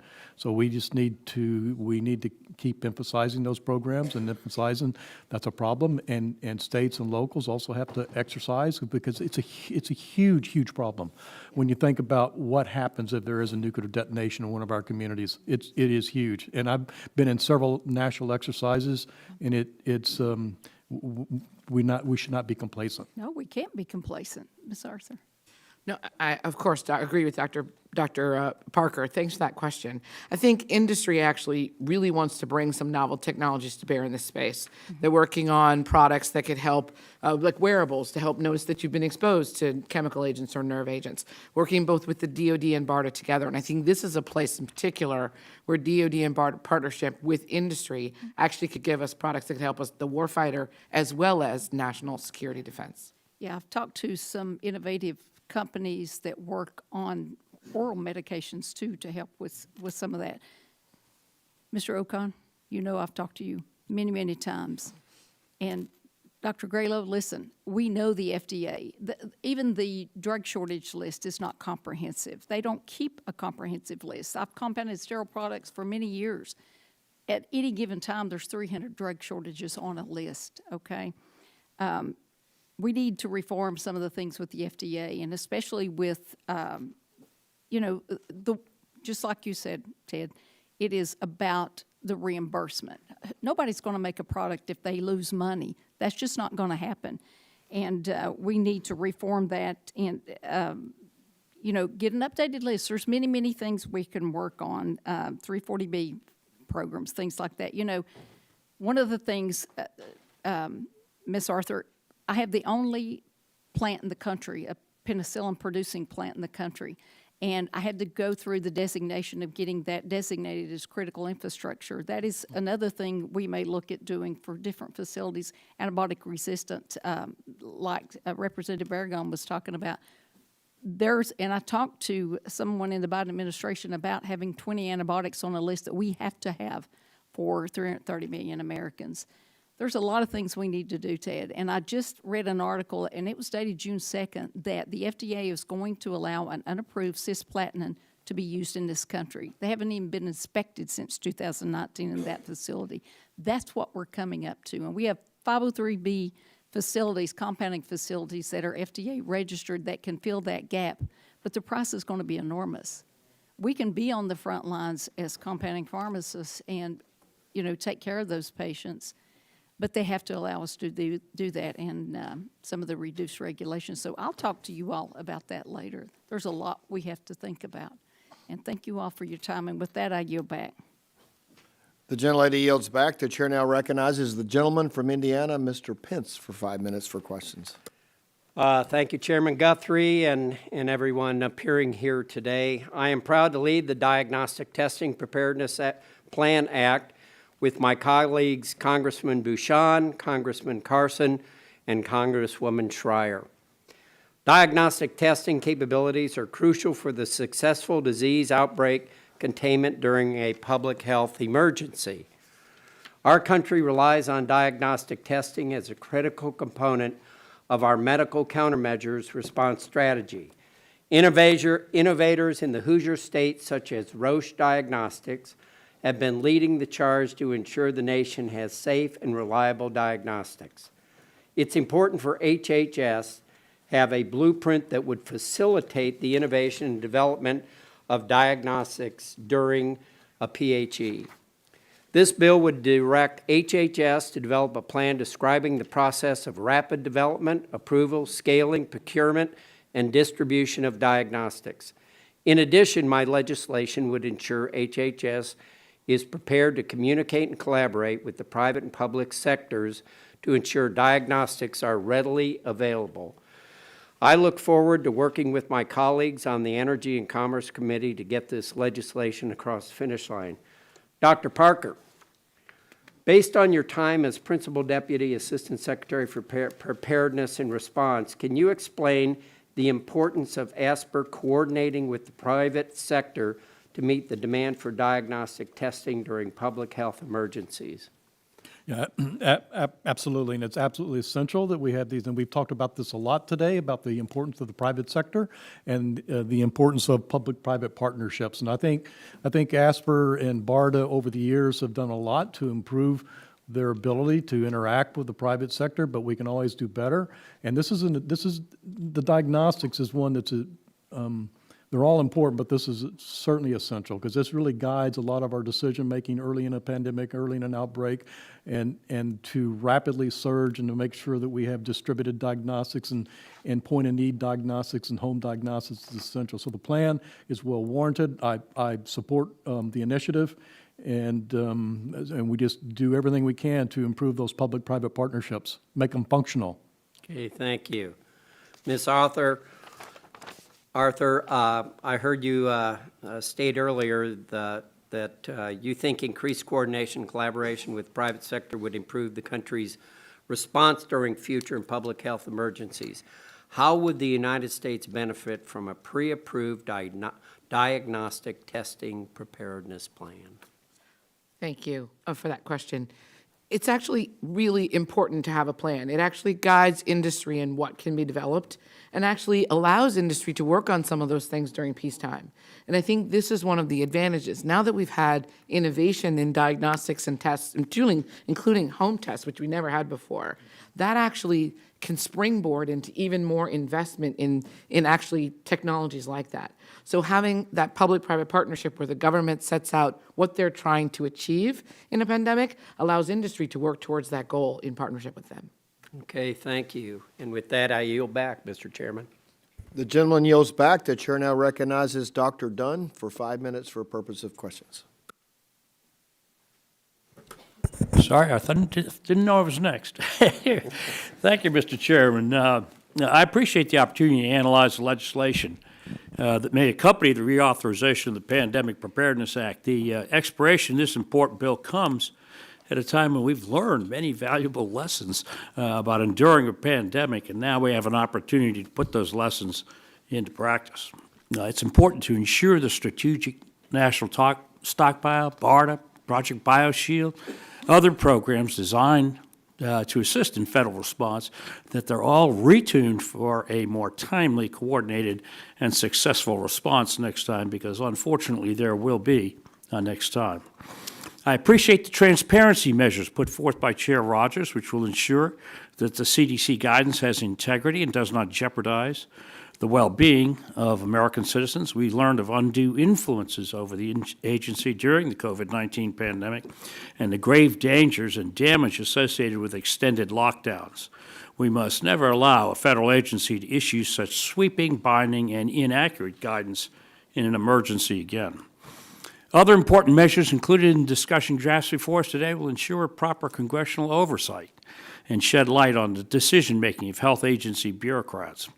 I appreciate my colleague, Congresswoman Dingell, for working with me on the Ensuring Sufficient Supply of Testing Act, which will ensure that key diagnostic testing supplies and equipment needed to develop and run testing at scale are available and accessible to clinical laboratories in times of emergency.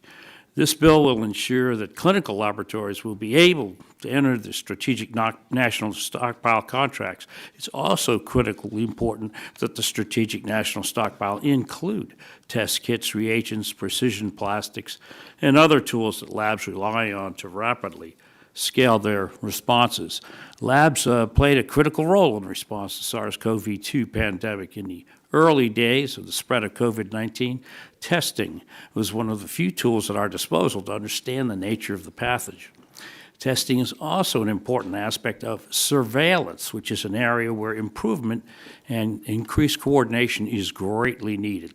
I also like to thank my colleagues, Representative Crenshaw and Peters, for putting on a discussion draft on this very topic, the Bio Early Warning Plan. We need better coordination between public health agencies and the intelligence community. We may have avoided the entire pandemic had the intel community had more visibility into the grants that NIH was funding. A more coordinated effort is needed for a whole of government defense and response to future pandemic. Dr. Washington, you've discussed at length today the problems that your department had accessing testing early in the pandemic. I hope that the bills that you've been proposed by myself, Representative Dingell, Representative Pence, and others, I hope that these bills will prevent that and you're happening to you in the future. I certainly feel your pain. Dr. Parker, always good to see you. You're your fellow USAMRIID staffer from the old days. I appreciate your written testimony in some detail. I've read that and reviewed it. Thank you for that input.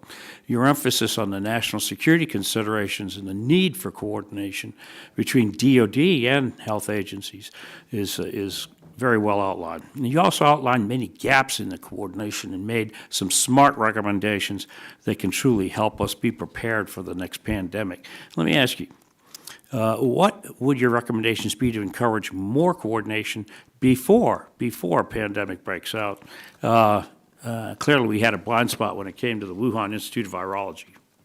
Well, I mean, that's the issue, I think, across the whole preparedness enterprise. Whatever component we're thinking about is how do we make progress during the inter-crisis period, if it's all hazards or an emerging infectious diseases. That's where we've been challenged over the years. We cannot sustain our efforts after a crisis is over. And so that we have to figure that out. We just really have to figure that out, taking actions during between crises.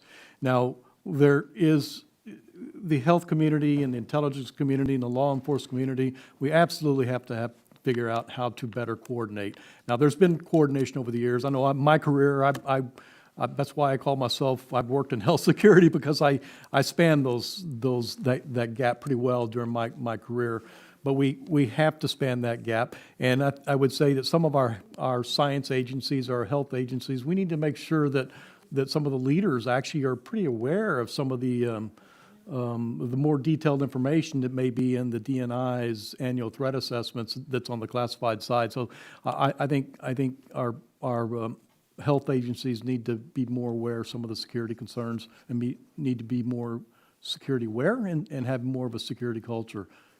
Well, we're both familiar with some routine surveillance technologies that were in place even back when I was at USAMRIID. So thank you very much for your information, your insights. I thank all the panel for your comments today. Terrific panel, really outstanding. Mr. Chair, I yield back. The gentleman yields back. The chair now recognizes the gentleman from Texas, Mr. Crenshaw, for 5 minutes. Thank you, Mr. Chair. I think every American should be concerned about the next pandemic because of how terribly our government handled the last one. Not only did the government lock down schools and businesses and mislead the public, but we were caught flat-footed at the outset of the pandemic. We were unable to identify the threat we were facing and where that threat was coming from. And that had pretty severe consequences for the way we responded to COVID. And I think this committee should aim to fix that. Moving forward, the American government must be able to quickly identify the source and severity of an emerging public health threat. That capability is required under law right now, yet we're still falling short of where we need to be. In fact, the Government Accountability Office found that, quote, more than 15 years after the law initially mandated it, the federal government does not yet have this needed situational awareness capability, end quote, to identify and respond to these threats. Moreover, the Government Accountability Office says we need a, quote, lead operational division to address this deficiency in our response capabilities. And I'll be filing this report for the record. So, to sum it up, there's no one in charge, and that's a problem. For Dr. Parker, I have this question. Should the Administration for Strategic Preparedness and Response create a strategy and implementation plan to aid our preparedness and attribute future threats? Well, yes, we absolutely need a strategy for attribution, and we need, and attribution is important whether it's natural or unnatural. Kind of the attribution kind of gets more in the unnatural, and I think about national command authorities, so whether ASPR at the end of the day is in charge of the unnatural attribution, I'm not sure about that, but nonetheless, this committee could certainly require that HHS, DHS, DOD, DNI, DOE, who has actually some very good laboratory capabilities, develop a strategy for attribution. And attribution and a kind of a single point of action and coordination as well. Would you agree with that? I think that strategy would have to identify that. You should identify that they need to develop a strategy and develop then who will be in charge. Right. And for that reason, I'm working on legislation called the Bio Early Warning Act with Representative Peters from California. And our bill is really simple. It does create an operational strategy and supports private sector technology that helps us identify every aspect of an emerging threat. Where is it coming from? How serious is it? What should our response be? And we do this by, one, making sure the Department of Health and Human Services and the intelligence community are actually working together and sharing information rather than working in silos. Two, creating a government strategy for attributing threats. And three, having the Administration for Strategic Preparedness and Response work with the private sector to create and deploy defenses that might be needed to respond to whatever threat we face. And this could be anything from advancements in genetic sequencing to diagnostic testing to wastewater surveillance. It should be clear because there's been some misinformation put out by one three-letter agency that this bill does not take away authority from the agencies that are currently doing this work. We just need a singular point of action and accountability to coordinate this work, and that's what the bill does. It's what GAO has called for. We can't afford to have the same information failures we had with COVID, so we have to work to identify and respond to the dangerous threat landscape that's always evolving. And another way to think of this is a joint operating environment in the military. It is confusing. You got Army, Navy, Marines, Air Force is there sometimes, not sure why, but but you always have a joint operating environment, and you have what's called combatant commands, who's in charge of everyone in that operating environment working together. And you absolutely need something along those lines when you're talking about a pandemic or a chemical attack or a biological attack. And, of course, so I asked for my friend, Representative Richard, also known as the Admiral from Texas, also known as Dan Crenshaw's biggest fan, Hudson, asked for his commitment to work with me to ensure that this is addressed in this year's PAPA. And with that, I yield back. The gentleman yields back. The chair now recognizes the gentlelady from Iowa, Dr. Miller Meeks, for 5 minutes for questions. Please get on yours. Thank you, Mr. Chair, and I want to thank all the witnesses for testifying before the committee today. And the light's on.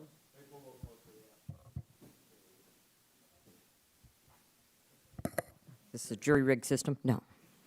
From my time in the Army. I'm a physician, a former director of the Department of Public Health, and I know both how serious, how predictable another pandemic is, not when, but we know it will occur. And I also was, I think, the only member of Congress when we were passing the ARRP, or the second COVID bill in March of 2021, that spoke numerous times, both on the floor of Congress and in committee, about the necessity of funding the non-competitive grants that go directly to local public health care agencies, not to the CDC, not to some other, three-letter government agency, but non-competitive grants directly to local public health care. And I'm glad to see that my bill, H.R. 3837, the Improving Public Health Preparedness Act, is included in the hearing, and I thank my colleagues, Congressman Buddy Carter and Congressman Balderson, for co-sponsoring the bill. H.R. 3837 requires the HHS Secretary to delegate the maintenance and administration of the Strategic National Stockpile to the Administration for Strategic Preparedness and Response, which further enhances ASPR's authority over the SNS.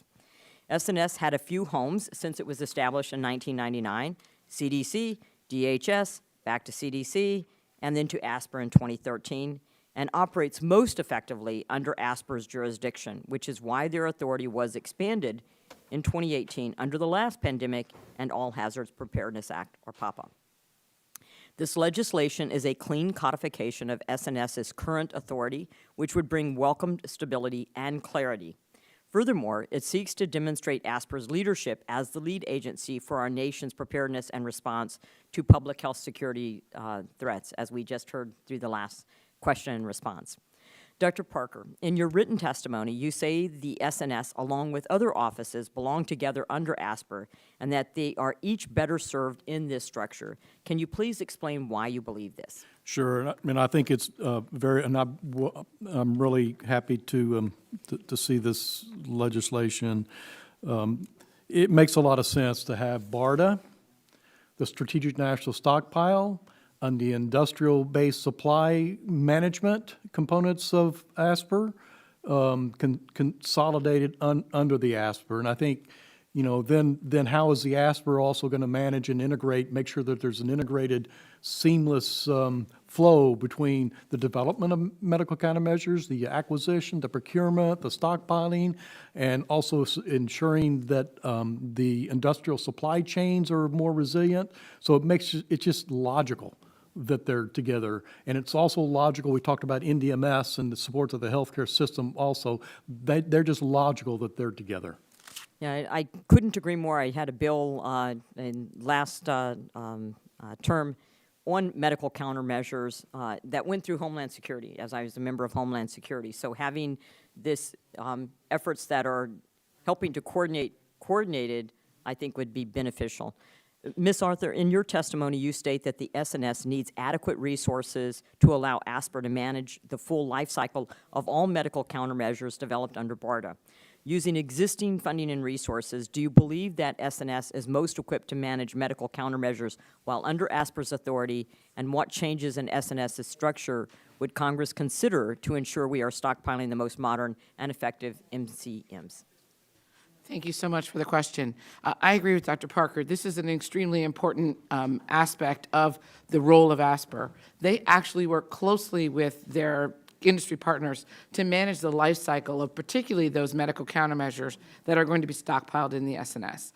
And so having that end-to-end view of how those products will be used, how they're stockpiled, sharing the requirements, doing replenishment is a core role of ASPR. And anything that can strengthen their ability to share those requirements with their industry partners and do active replenishment with the right funding for the SNS will be a support for pandemic preparedness. Thank you. I yield back, and thank you, Chair, for this important hearing. Thank you. The gentlelady yields back. The chair now recognizes the gentleman from Indiana, Dr. Pallone, for 5 minutes. Thank you very much. A lot going on today. Thank you for being here. I appreciate it. And thanks, Chairman. And again, thanks for all the witnesses being here. I think, as we go through today's hearing and we keep our focus on the topic of preparedness and understand that the types of threats that we're preparing for are the types that we hope we never actually have to respond to. However, having just lived through the worst global pandemic in over a century, we've all seen just how important it is that we not only get this bill right, but that we keep it tightly focused on the real threats we face and need to prepare for.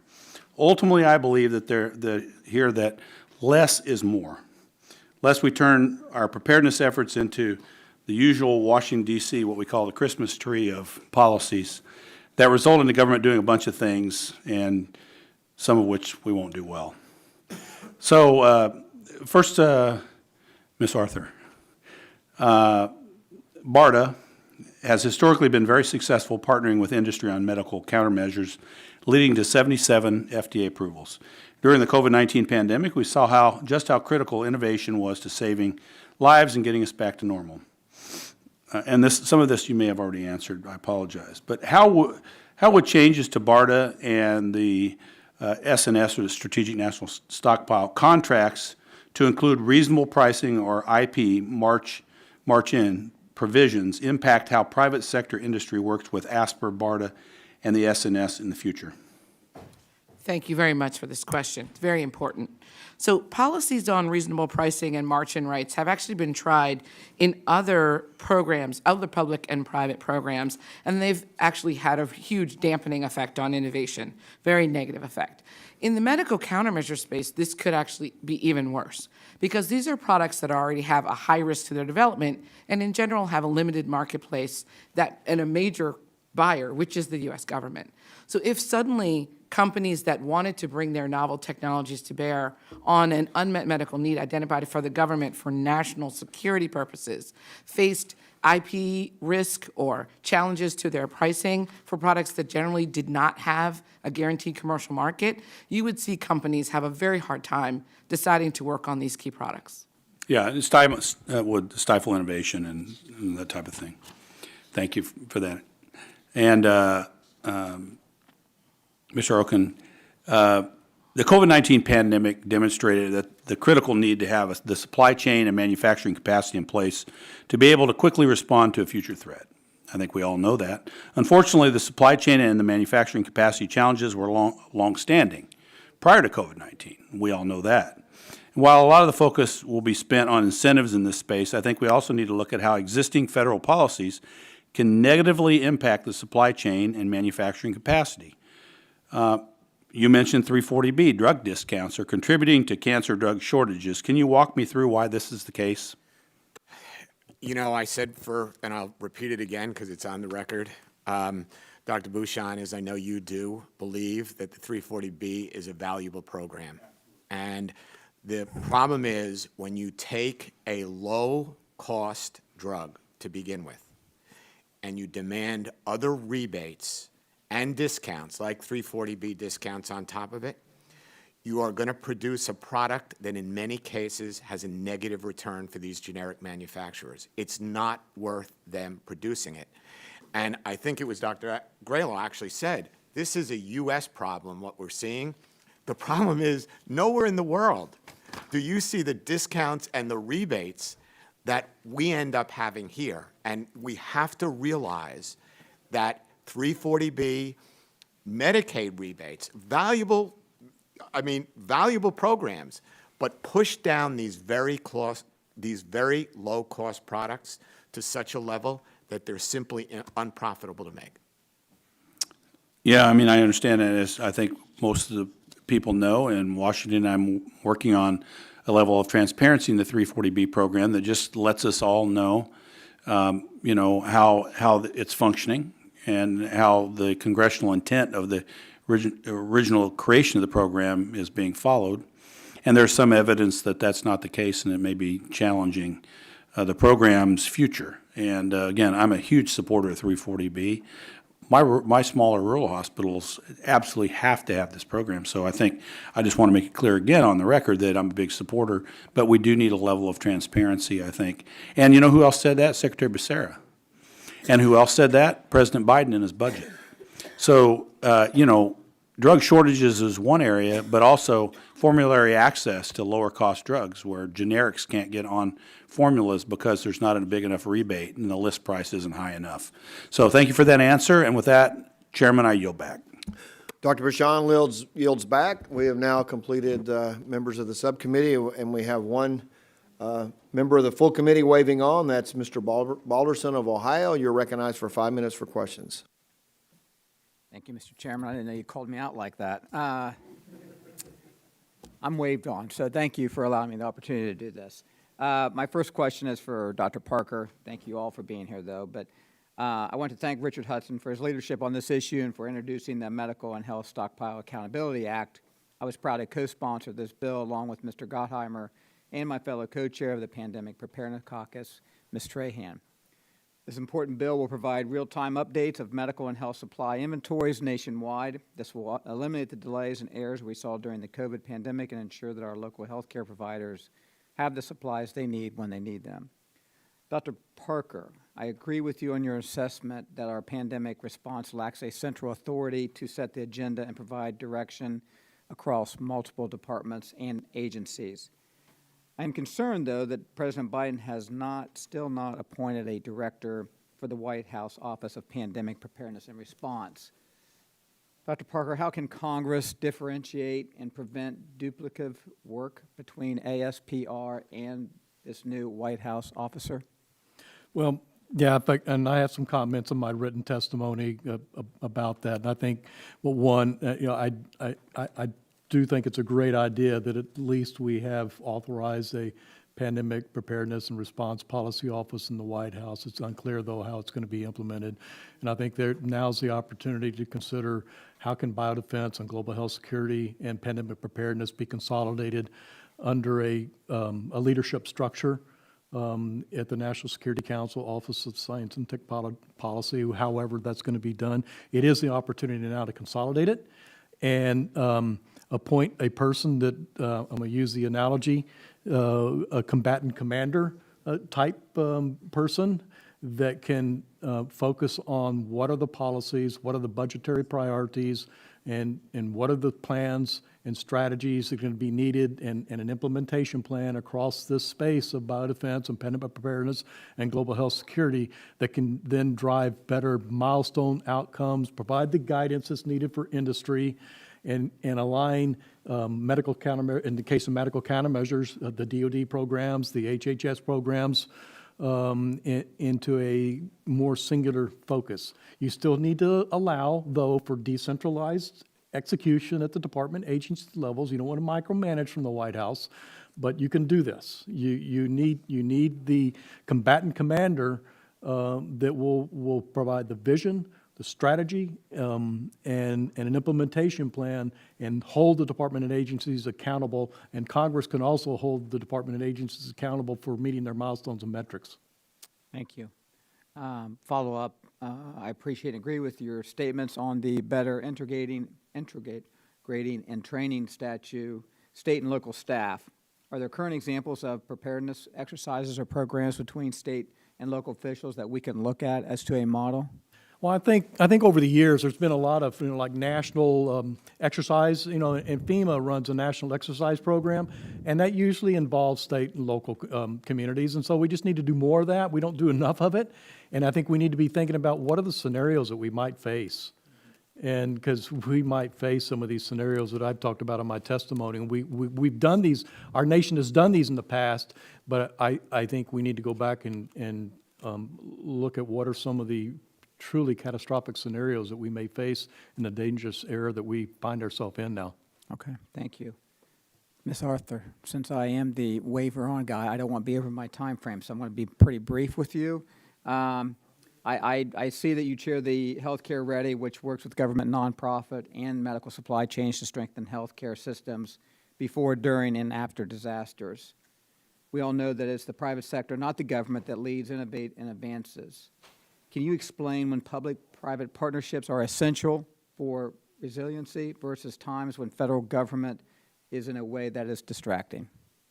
Absolutely. So really, the healthcare system in America and the healthcare supply chain in particular is a private sector endeavor, and that's what Healthcare Ready supports. It's extremely important, actually, therefore, that all the aspects end-to-end of the supply chain integrate with the federal government, state and local governments as well, in terms of making sure we can have all hands on deck when we need to respond to an emergency situation.